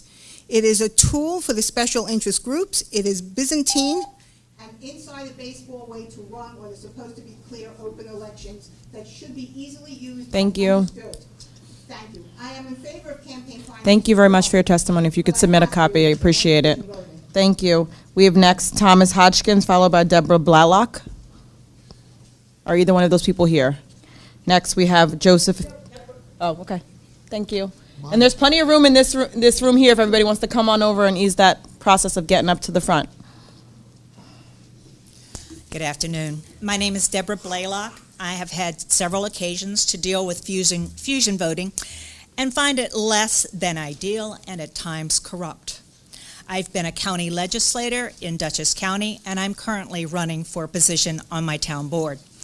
My experience as a candidate has been eye-opening on fusion voting, and I believe as it currently exists should be ended. The process is used as a way to gain an advantage on the ballot, and candidates go begging to the minor parties for support.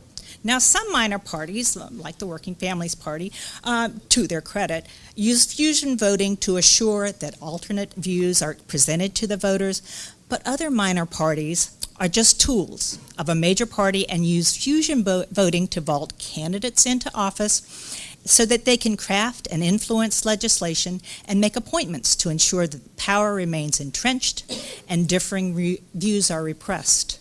In order to achieve the goal of prominence, some minor parties are quite agreeable to the pay-to-play agreement of jobs for endorsements. The Independence Party, for example, it doesn't waste time petitioning or creating a bona fide committee. Instead, the state party anoints someone to form an interim committee. Then they make all the candidates pay them homage, trying to secure the endorsement. But they continue to give an overwhelming number of Republicans the independence line year after year in exchange for patronage jobs both in the county government and in the state Senate. It is a travesty of democracy. Yet another example of a travesty of democracy is the practice of party packing. Last year, a young, self-avowed, anti-choice male had his like-minded friends and relations register for the Women's Equality Party. He then, quote-unquote, stole the line from an incumbent pro-choice woman. Packing the minor parties to deceive the voters should not be allowed. So listen, we love the Working Families Party. We think they are a great advocacy organization. But in my area, there is no Working Families Party and very minimal presence in the Hudson Valley, or the greater Hudson Valley. So basically, we are on our own.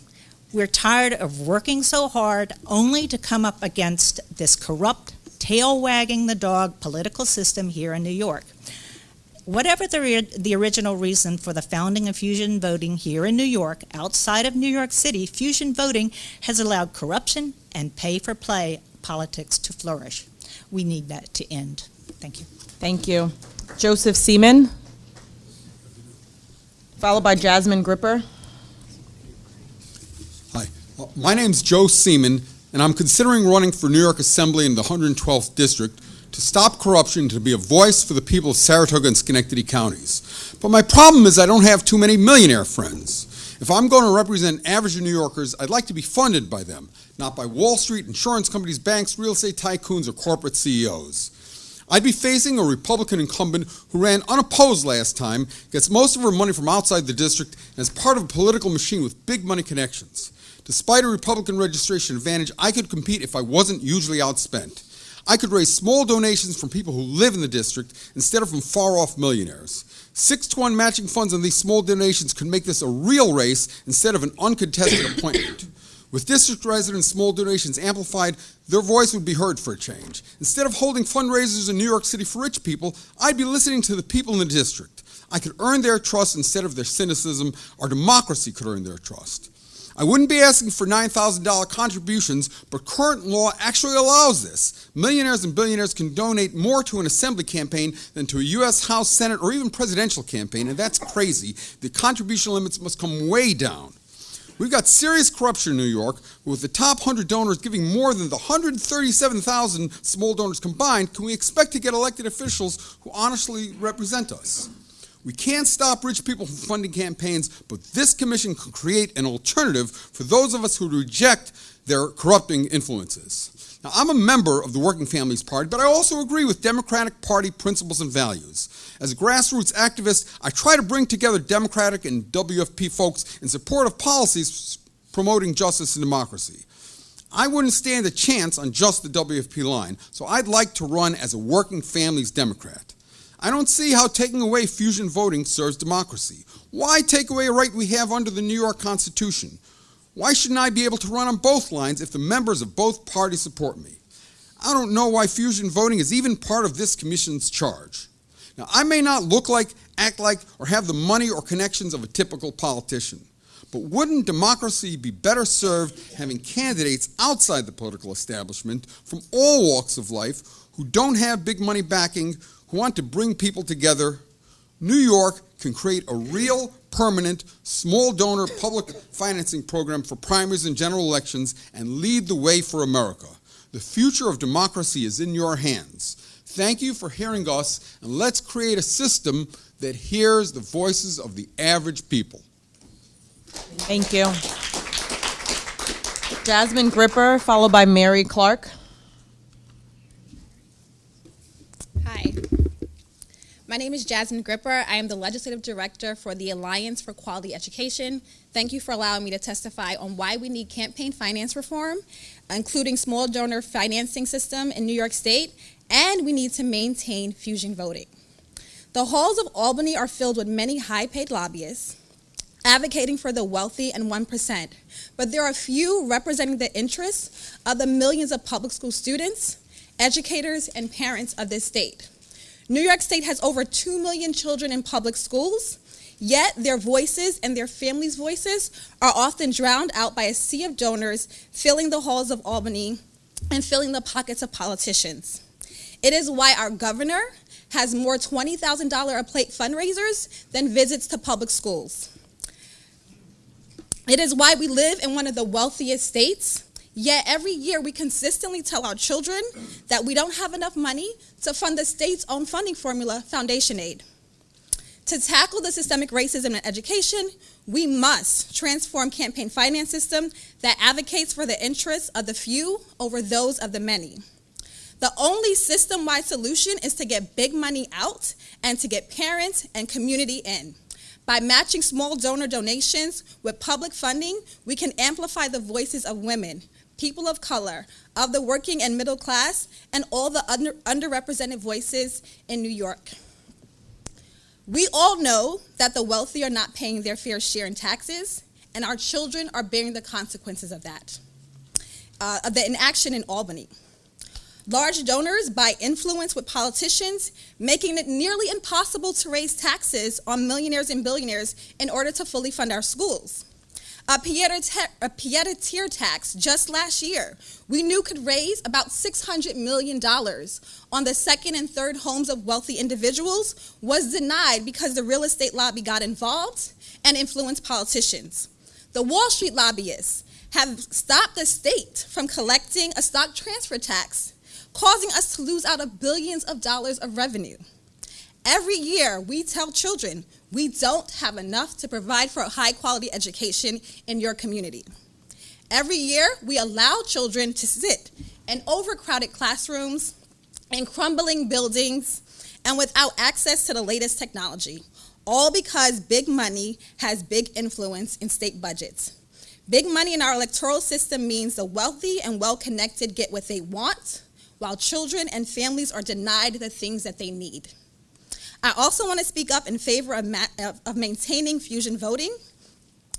I know that education issues get more attention because the Working Families Party includes these issues in their platform, and candidates seeking the endorsement are required to answer these questions. Thank you. Thank you. Thank you. Mary Clark, followed by Sam Allen. Hello, before I begin my testimony, I'm Mary Clark from Citizen Action of New York and the Working Families Party in the Southern Tier. And we would urge commissions throughout New York State to actually hold a hearing in the Southern Tier, which never happens. There is people who live down there, and I am one of them. So I'd like to begin my testimony today focusing on fusion voting. The one line in the law that constituted this commission I understand it to be for you to look at third party and candidates. Their intent was to focus on how you do public financing with the third parties. How it morphed into a focus on banning fusion voting is confusing to me. I hope it didn't result from the call that was referred to earlier from the powers that be who have political motives. And so I'm hoping that didn't happen. But I do want to talk about how fusion voting works in our purple-red areas in the southern tier and central New York. One example, recent example, was Anthony Brandisi, who ran for Congress, and the Working Families Party endorsed him. He won by the margin of victory on the Working Families line. What happens in our areas and much of the purple-red areas of the state are that Republicans would never be disloyal and vote for a Democrat ever, and vice versa the same. So having third parties, having fusion allows Republicans and others to vote for candidates they normally wouldn't vote to on a party line to vote on a third party line. And that's how Anthony Brandisi won. And that's how candidates, numbers of candidates throughout our city council, throughout our other municipalities win votes, because they can't win without the fusion votes. Democrats can't win in many areas of upstate New York without that fusion and that option to vote in a different way. And we've proven it time and time again. Let's imagine without fusion voting. If you ban fusion voting, you cannot ban parties from existing. The Working Families Party, I will guarantee you, will still exist. And what will happen if, say, next time around, next year, we want to support Anthony and Brandisi, and we vote and we put him, we endorse him, put him on our line. He's working against himself then without fusion voting, and he will lose. And that will happen time and time again. So it's really, really dangerous. Also, the other thing with banning fusion voting, it also increased costs, because many candidates, because right now with fusion voting in campaign finance reform, the money follows the candidate. And without following the candidate, we're going to have all these candidates, because we're still going to endorse. Thank you so much. I appreciate your testimony. Thank you. I just want to have the record checked, and I do want to check it, but it's my understanding, and again, I could be wrong, that it's inaccurate to say that fusion voting helped Brindisi, because I believe there were more conservative votes for the Republican than there were working family votes for Brindisi. And when you take a look at the combined of But if how you look fusion- at the margin of victory, we caused the win. Can we Brindisi. not have this debate here? I'm happy to please respectfully have the next person testify. That's Sam Allen. Can I just make one comment, just in general, though, is that, I don't know if it serves the public trust to be devising a system based on outcomes. We need to be focused on process. And because a candidate won as justification for what we adopt, I think is a very dangerous precedent. Thank you. And I would comment that it just gives one example, and it just shows that there is a power and that people are influenced by opportunities to vote in other ways. Thank you so much for sharing. More people, more Jill Steins and more Ralph Naders. Thank you. I appreciate your. Thank you so much. I'm going to call up Sam Allen, followed by Ellen Edgar. I'm sorry, I don't know how to pronounce the last name, but I want to get it right. I have a hard last name myself. Thank you. My name is Sam Allen, and I thank you for this opportunity, and I pray for your courage. Neil Diamond has a line in one of his songs. It says, money talks, but it can't sing and dance. There's also another wisdom saying that says, there's enough for our need, but there'll never be enough for our greed. And there's another question that's kind of been asked out there, and that is, do you love this country? And my answer is no, I don't love this country. I love all the people in this country. Everybody in this country, in this state, are precious, priceless, and unique. There's no one less precious and priceless than anyone else. And Mr. Jacobs and Mr. Previtt said two very interesting and important things today. You introduced the commission meeting by laying down some ground rules. And I thought they were very honorable and very important. And you said you want to hear the interests of as many interests as you can today. And I would ask that using that same process, that our political process would use the same yardstick, that everybody's needs be addressed equally. And again, you mentioned the process. The process is so important. And how we get these needs met is very important. The outcome, irregardless of that outcome, as much as we wish to win this and win that, is the process. So if you look at the process of our electoral system, and we're only human beings, do we fulfill the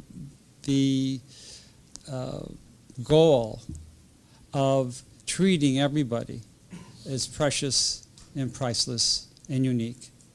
And I would favor public financing. And again, I thank you for giving me this time. Thank you. It's Ellen Egger. Is it Amon? Imani, but that's Imani. okay. I was like, I don't know where to stress the accent. I It's all right. apologize. Thank you. Followed So- by Sister Honora Kinney. So I'm Ellen Egger. I'm here today as a citizen of New York State as well as a political activist. Thank you very much for giving me the opportunity to speak with you today. I am here to support public financing for elections. To level the playing field for candidates and elections, it is vital this commission establish a permanent small donor public financing program for both primary and general elections, to create at least a 6-to-1 match on small donations, to lower contribution limits for all candidates, and to include an independent enforcement unit. I speak today from personal experience. Currently, I'm a campaign manager, something I never want to do again, for a local candidate for citywide office where I live. I found this candidate and recruited him based on his wealth of experience that made him uniquely qualified for the position he is running, for his extreme community involvement, for his passion and his heart to help the community and serve, and for his diverse status as a man of color. However, he, like so many others, did not have the financial resources to run a campaign. He is a working-class individual who served 30 years in the Army and recently retired and is living on an Army pension. We have struggled to raise funds since so many of his supporters are working-class families like him. Most of our donations have been small, at around the 50 mark, maybe 100. I actually printed out his campaign finance as well as his opponents last night. And none of our campaign donations match the other person. We have to date raised about $7,000. We are struggling. In contrast, our Republican opponent, who is a local socialite, has raised almost $20,000. And when I look at her list, there were 14 people that gave the $1,000 max. Many of them were developers and business owners. She runs in wealthy social circles, very, very different from our candidate. In addition, I just want to mention that the present person in this role who's not running this year, last time financed his own campaign. He was a lawyer, and he gave himself $30,000 to run his campaign. Again, it's really quite unfair for my candidate who is, extremely qualified and representing a marginalized and diverse population that is struggling so much. So these things show really the need for public financing, and that's why I wanted to speak today, because I'm in the midst right now. Campaigns, even grassroots campaigns, cost money. Candidate literature, postage, lawn signs. I'm not getting a penny, but all the money goes to campaign literature and finance. If we are to have qualified, passionate, and motivated people running for office, money should not play a role. Elections and who runs should not be based on who has the most money. Otherwise, money will continue to control politics. Thank you. I encourage you to vote for public financing. Thank you. Sister Honora Kinney.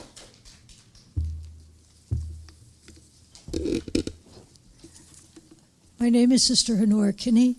I'm a longtime resident of Albany, and I'm a supporter of the Working Families Party. I do think that the primary focus of this commission is to devise an equitable funding system that would match the donations of small donors and allow a wider variety of people to run for office. And I think that it's not a good thing that the fusion question got intermingled with this. But it is here, so I would like to speak in favor of continuing the fusion option. For a long time, we have had discussions of what we talked about as the imperial presidency.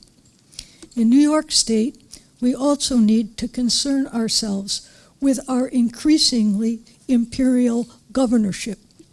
Fusion voting can function as a check on the increasing centralization of power in the governor. And this power is easily seen in budget season. The state budget gives enormous control to the governor. Now, how does fusion voting enter into this? When there is a primary in the race for governor, third-party voters can signal some degree of discontent with the governor by running an alternative candidate. There are recent incidents when doing so has influenced subsequent stands by the governor. After the election, after the primary, if the governor has won in the primary, those who want additional changes in policy but do not want to vote for the candidate of the opposing party may vote for the governor on the third party line. This gives them the ability to make a more nuanced choice.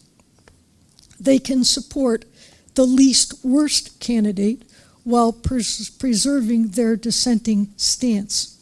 A large number of voters taking this action again sends a message of dissent, a type of warning that the governor may heed even if he's successful in getting reelected. So I would suggest that that is a benefit of of allowing fusion to continue. And I thank you very much for your attention, and I wish you enormous well and success in devising the funding system. Thank you so much. We have Maurice Brown, followed by Ann Sullivan. Taller. Hi, my name is Maurice Brown. I am a taxpayer, homeowner, and resident of Syracuse, New York. I'm here in favor of fusion voting, as well as in favor of a strong public finance system. Fusion voting has been a part of our democratic system of government in New York State for 100 years and should remain for the foreseeable future. Fusion has been a part of our states, and it's one of the bright spots in our otherwise limited political process. Although imperfect, fusion voting is a constitutionally protected right.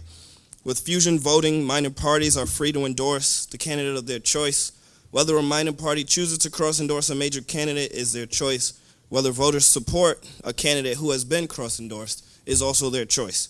Ending fusion voting ends that choice. In addition to fusion voting, the Commission must recommend a real public finance system that must include at least a 6-to-1 match on small donations for both primary and general elections, lower contribution limits, and it must have an independent enforcement unit. There was a Brennan Center study. This is useful. It's good. There's a timer right here. There was a Brennan Center study, which I'm sure you've all heard referenced, that was able to conclude that having a public finance system will enable more women and people of color to run for office. I am aware that, yes, there are currently women and people of color in office. However, I think we need to take every step to ensure that that happens. This is one of those steps. In conclusion, I want to be clear that the entire country is watching. New York is the Excelsior state. And after lagging behind with early voting and other electoral reforms, this is one part of the political process we get to be one of the first and get out in front and lead the way. I fully support fusion voting. It should remain the law of the land, and we should proceed with the creation of a robust public finance system for the state of New York. Thank you. Thank you. Ann Sullivan, followed by Philip Markham. Hi, my name is Ann Sullivan. I live in the Hudson Valley, and I'm a member of the City of Newburgh Working Families Club in the Hudson Valley. I am here in support of strong, robust public financing. I am also here to testify on a completely and totally unrelated topic. I'm here to testify in favor of fusion voting. But first, let me call out this commission for allowing the Secretary of State to choose a tiny venue for this important issue. This room holds 39 people. If you add the overflow area, it doesn't even get to 100 people. I stood outside for an hour and 20 minutes, and there were people behind me who waited even longer, and there were people in front of me and behind me who gave up. This commission needs to make sure that the next 2 hearings are held in spaces that are big enough to hear from the public, instead of shutting out the people of New York. Other people who waited. Fusion voting is a constitutionally mandated right and a critically important part of our democracy. Fusion voting allows me to vote my values on the WFP line, sending a strong message about the issues I care about while I vote for a candidate. New York already has terrible voter turnout. We're either 47 or 48, depending on the year, out of 50 states. That's pretty bad. Eliminating or weakening fusion voting would undermine our democracy and disenfranchise even more voters. I do hope this commission will establish a permanent small donor public financing program with at least a 6-to-1 match and low contribution limits. I'm tired of corporations, big business, and rich developers determining our elections. We need elections where tenants and other working people have a real voice in determining who represents us and have a better chance that those elected will make decisions in our best interest. New Yorkers deserve fair elections and candidates that represent us and our issues. I urge you to leave fusion voting alone and focus your energy and time on public financing. Thank you. Philip Markham, followed by Diva Arthur. Good afternoon. I'm Phil Markham. I'm here as an individual who associates with a wide coalition of good government groups. I'm an advocate of democracy. Thank you for the opportunity to speak before this commission as a person who's not on the payroll of any special interest group at all. For the first 7 decades in the history of the United States, electoral fusion was a common and natural right of the people. It was never considered anything else. Fusion served as a check against the system of party faction dominance and the resulting shadow government that our founders were very, very concerned with when they drafted our Constitution. Political parties help people to organize around issues. One of the most important issues that utilized fusion of striking importance was the abolition of slavery. This took place when the Republicans and the pro-war abolitionist Democrats united under fusion to elect President Abraham Lincoln. That's quite an important thing that did. What this did was it allowed a greater principle to prevail, even though each party could still have its important issues out there. That still applies today.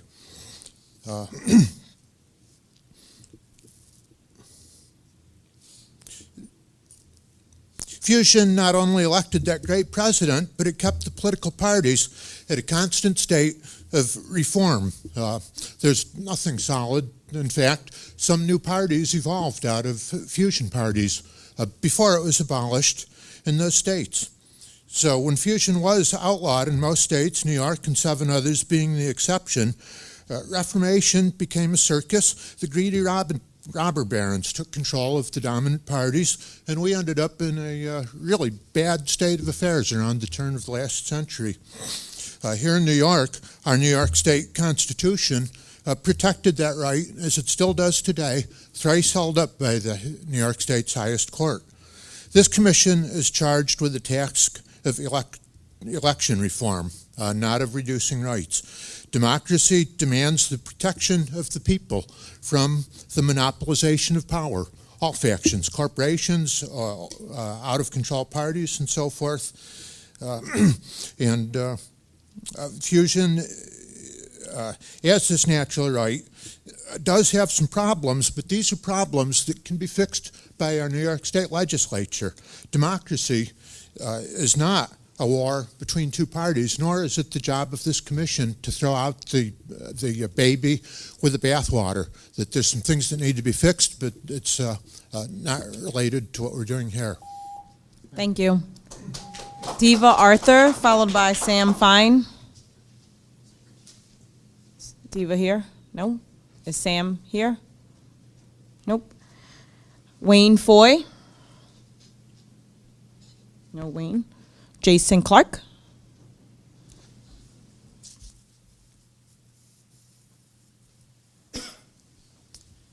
Good afternoon. My name is Jason Clark, and I'm here to speak on behalf of the St. Lawrence County Democratic Committee. Our committee ardently opposes fusion voting. There are no measurable benefits, and it opens the door to corruption in politics. Now, for the better part of a decade, I've been speaking with colleagues across the state about different case studies or issues that have affected their region, specifically with regards to pay-to-play. We hadn't really seen a lot of this in the North Country, at least not in our part of the North Country, up until this last congressional election. Between the official candidates and the unofficial candidates and the I might be a candidate, we had anywhere between 17 and 20 Democrats running for an open seat. Clearly there were some front runners in the beginning. There were also some candidates where it was more than clear to everybody except for them that it just wasn't going to happen. The Working Families Party went on to endorse one of those candidates. So about a month before the primary, at that point we fielded the field down to 7. One of the front runners had dropped out, and he decided that he was going to run for a seat in the Assembly. So he went back to the staff of the Working Families Party and said, "I'd like your endorsement." He said, "Oh, we're more than happy to give you the endorsement. We'll give you the line. But the key is you've got to endorse our candidate for Congress." Quid pro quo. Needless to say, he didn't pay to play, he didn't get the line, and he didn't make the ballot. So, these types of things are enabled by fusion voting. That's our story in the North Country. Pay to play isn't just about corporate money in politics. It's also about the systemic corruption that exists as a result of these minor parties operating the way they do in New York. The other thing I'd like to address is that I hope the commission, if it's within the purview of your assignment, I hope you'll reconsider the number of petition signatures necessary for ballot access in county-wide races in rural counties. 750 or 1,000 signatures doesn't seem like a lot if you're in Westchester or in the city or the island or Buffalo or Rochester. But when it's February and you're in St. Lawrence County, New York, and you measure, snow in feet and ice in inches, and your committees are largely elderly, it's a huge issue for us and all of the communities that reside along the lakes and the river. Like I said, it might not be an issue. Maybe the solution to that is an upstate downstate divide on numbers, but it's certainly been an issue for us. And as the winters continue to be even more hectic than what they were when I was a kid, it's going to continue to be an issue in the future. So I hope you'll address that as well. Thank you. Thank you. Next, Tom Speaker, followed by Mark Schaefer. Are either one of those people? Thank you. Which one are you? You're Tom? Tom? Yeah. Okay, thank you. Good afternoon, members of the Public Campaign Financing Commission. My name is Tom Speaker, and I'm a policy analyst for reInvent Albany. Today I will provide more specific details on our 2 previous recommendations related to independent enforcement. A public financing system cannot function properly without a campaign finance agency overseen by an independent board that is separate from the Board of Elections, securely funded, and able to credibly enforce the program. New York City and the 5 states with a public financing option for legislative candidates, it's Arizona, Connecticut, Hawaii, Maine, and Minnesota, all have a separate campaign finance board and agency. It would be unprecedented for New York State to place the public campaign finance system under the Board of Elections. We recommend that the board have 5 members with no more than 2 board members from the same political party, as in most of the aforementioned states. To serve on the board, members should meet certain requirements, such as being a resident of New York State and not having run for or served in office within the past 5 years, and not having been a registered lobbyist or political consultant within the past year. So to encourage independence from the elected officials that the board will oversee, Reinvent Albany suggests that 10 potential board members be nominated by an entity separate from the legislative and executive branches of government. One such entity would be the Commission on Judicial Conduct, which is highly regarded and independent from the public finance system.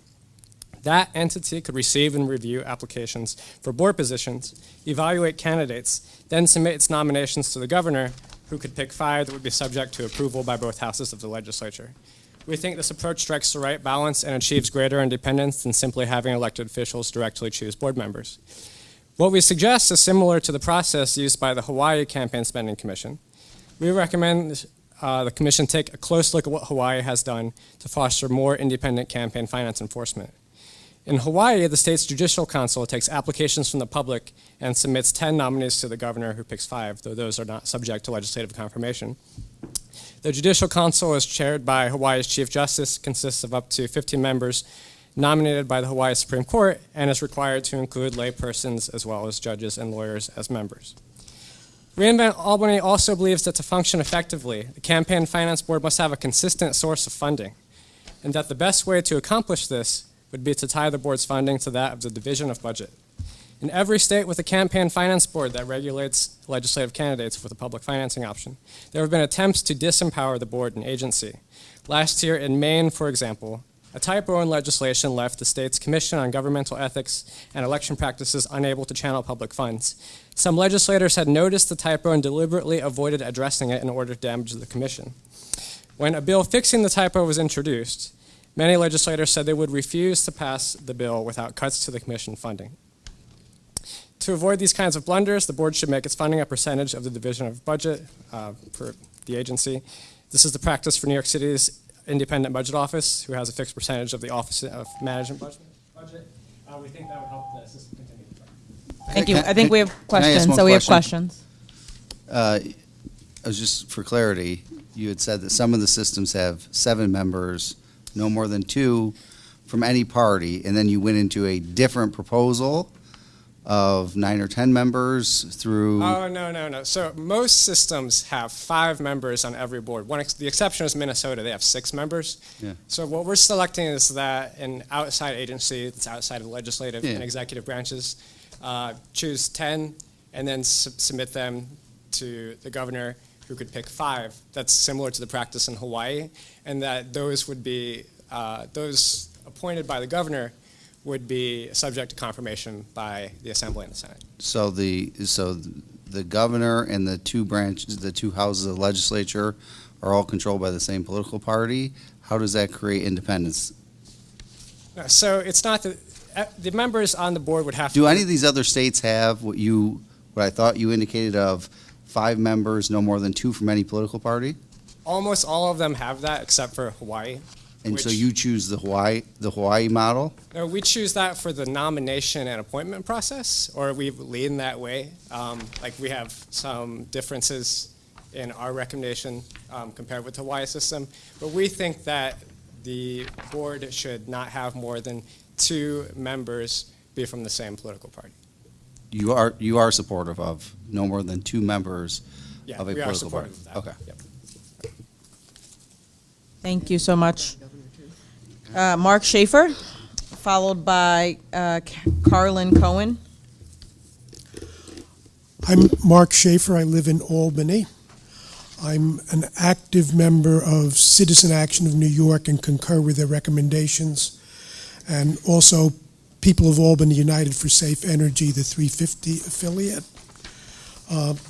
This commission was created to reform the campaign finance system, by far the most important legal form of corruption we need to reform. New Yorkers have a wide range of political views and priorities. Voting through fusion allows us to vote our hearts without risking a spoiler effect, which can help elect candidates we oppose. For example, most tragically, Florida 2000. The commission should not divert its effort into doing away with fusion voting. Democracy means one person, one vote, but our system is distorted by concentrated wealth. Since the Buckley decision said money is speech, but it's prohibitively expensive speech to the 99%. 100 contributors in New York outweighed 137 small contributors. That's not democracy. This produces outcomes favoring concentrated wealth. We've seen the Reagan administration attack organized labor. Trillions of dollars in tax burden shifted from corporations and the rich to working and middle-class households, of far, far greater cost than the small cost of a public finance system.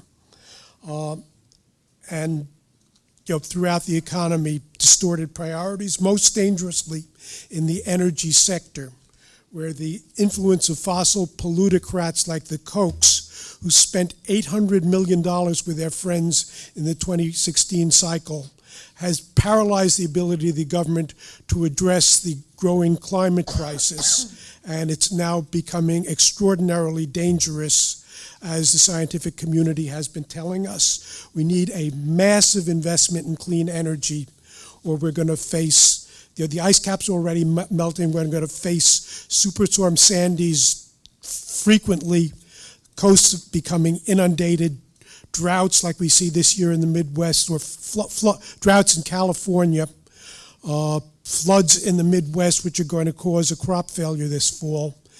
Paradise became an inferno. That's a portent for planet Earth. We need a level playing field where the voice of the 99%. Bless you. Thank you. Thank you so much.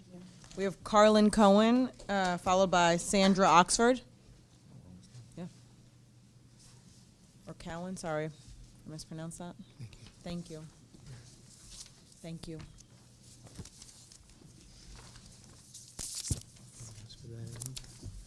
Good afternoon, everyone, and thank you for the opportunity to testify today.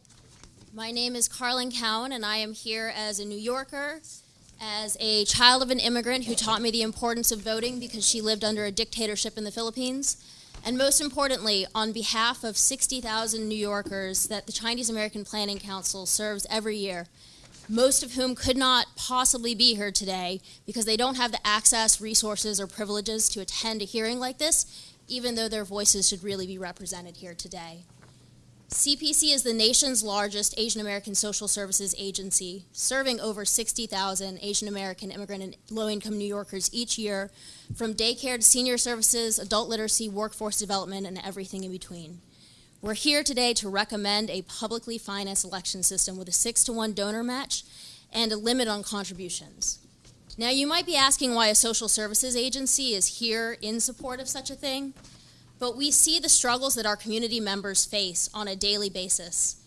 Asian Americans are the fastest growing population in New York State. 7 out of 10 are immigrants, over half are limited English proficient, and over a quarter live under the poverty line. And as we seek to address the root causes of the needs our community members face, we advocate for better public policies in New York State, like affordable housing, like the New York Health Act, like immigration reform. And at every turn, those who benefit from the status quo remaining the same drown out the voices of our community members. And that is why we need a publicly financed election system. As it stands in Albany today, the power of profit-driven corporate interests is much stronger than the power of the people, and that is at the direct detriment of people of color, of immigrants, and of low-income New Yorkers. The direct detriment. And so in order to truly create change, we need a publicly financed election system that uplifts the voices of everyday people and holds our representatives accountable to those people. Now, CPC conducts nonpartisan voter outreach, education, and protection as part of our programming. And we see the barriers that Asian Americans face in engaging in the political process. The technical ones like language access, like the difficulty of registering to vote, like bad experiences at the polls are hard to navigate. But the harder ones to navigate are the ones that make our community members feel like they're powerless and like their voices don't matter in our political process. Like the fact that there are only 4 Asian American representatives in our state legislature of 213, and we are 10% of the population in New York State. Like the fact that only 33% of Asian American voters are ever reached out to by a partisan or nonpartisan organization to ask them to participate. Unless we have the feeling that we can participate in our electoral process and that we have the power to create change, we will never have a government that represents the interests of the people. And that starts with public financing. Thank you. Thank you. Sandra Oxford, followed by Todd Kerner. Thank you. My name is Sandra Oxford. I'm a native New Yorker, born in Manhattan, raised in Queens. I spent the last 30 years living in rural communities between Ulster and Sullivan County. In addition to being a mom, I'm a member of the Working Family Party. I'm also a member of an officer of our party. As an advocate for civil rights and human rights, I've accompanied an array of candidates since 2004 that have been supported by Fusion Voting with their additional ballot line. Fusion has been an excellent source of democracy in New York State.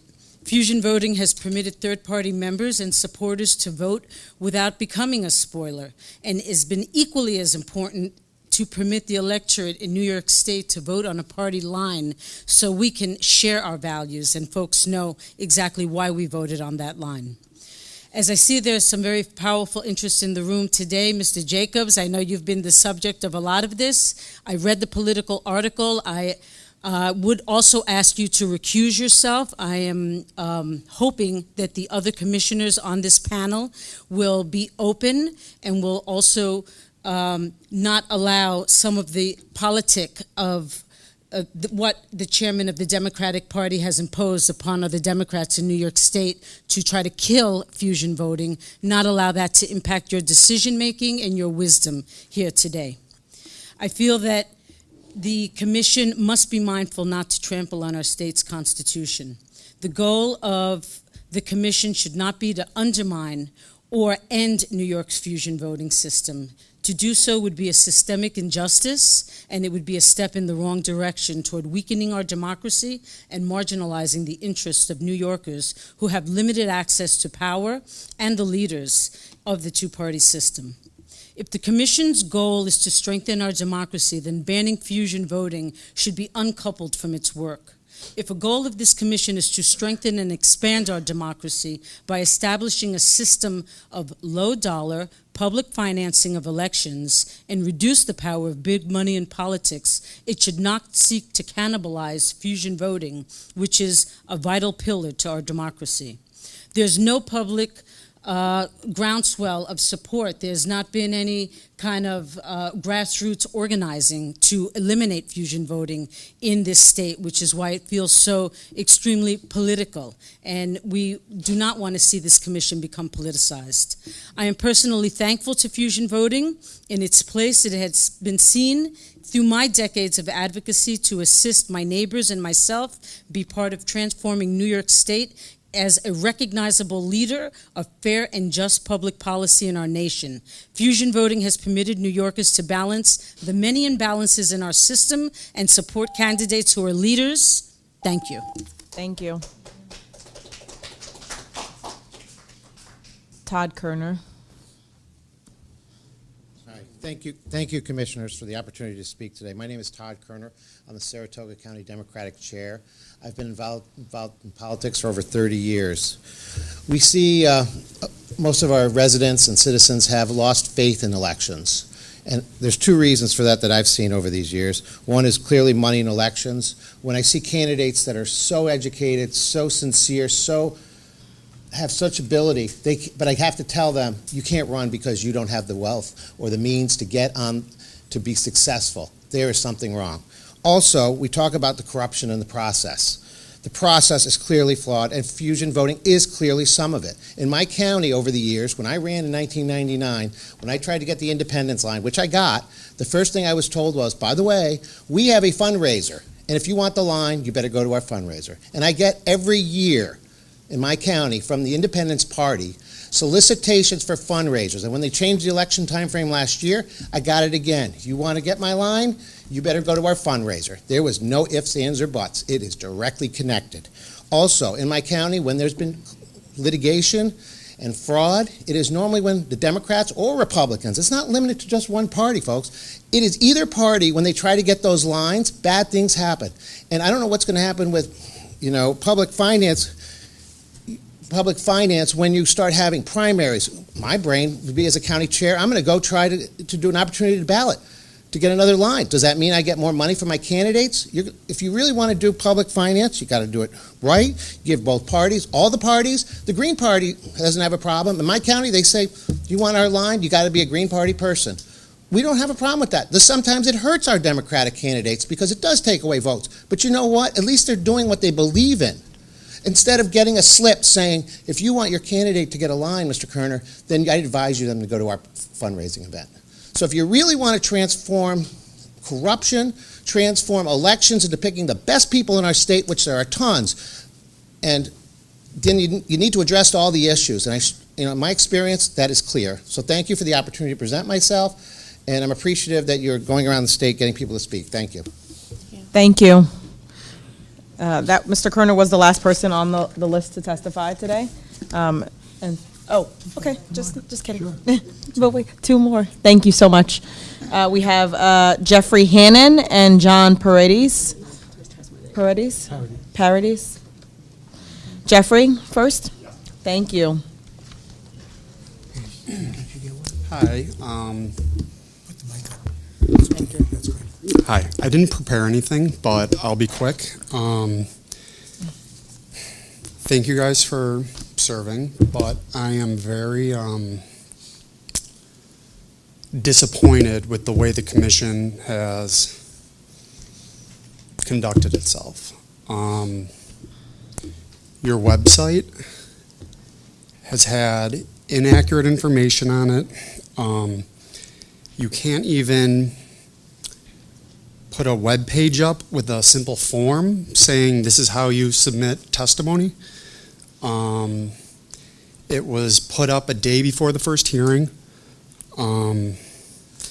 Your meetings, and I'm sorry that this is my comment. I'd rather, talk about public financing, but I think this is important. Your meetings don't have capacity for people to speak. I almost just got told that I couldn't speak. Again, the website says that there is going to be announcements of what the policies are before each meeting for speaking. That doesn't happen. You guys are doing the job of our legislature, and I would appreciate it if you would treat the public as if you are representing us.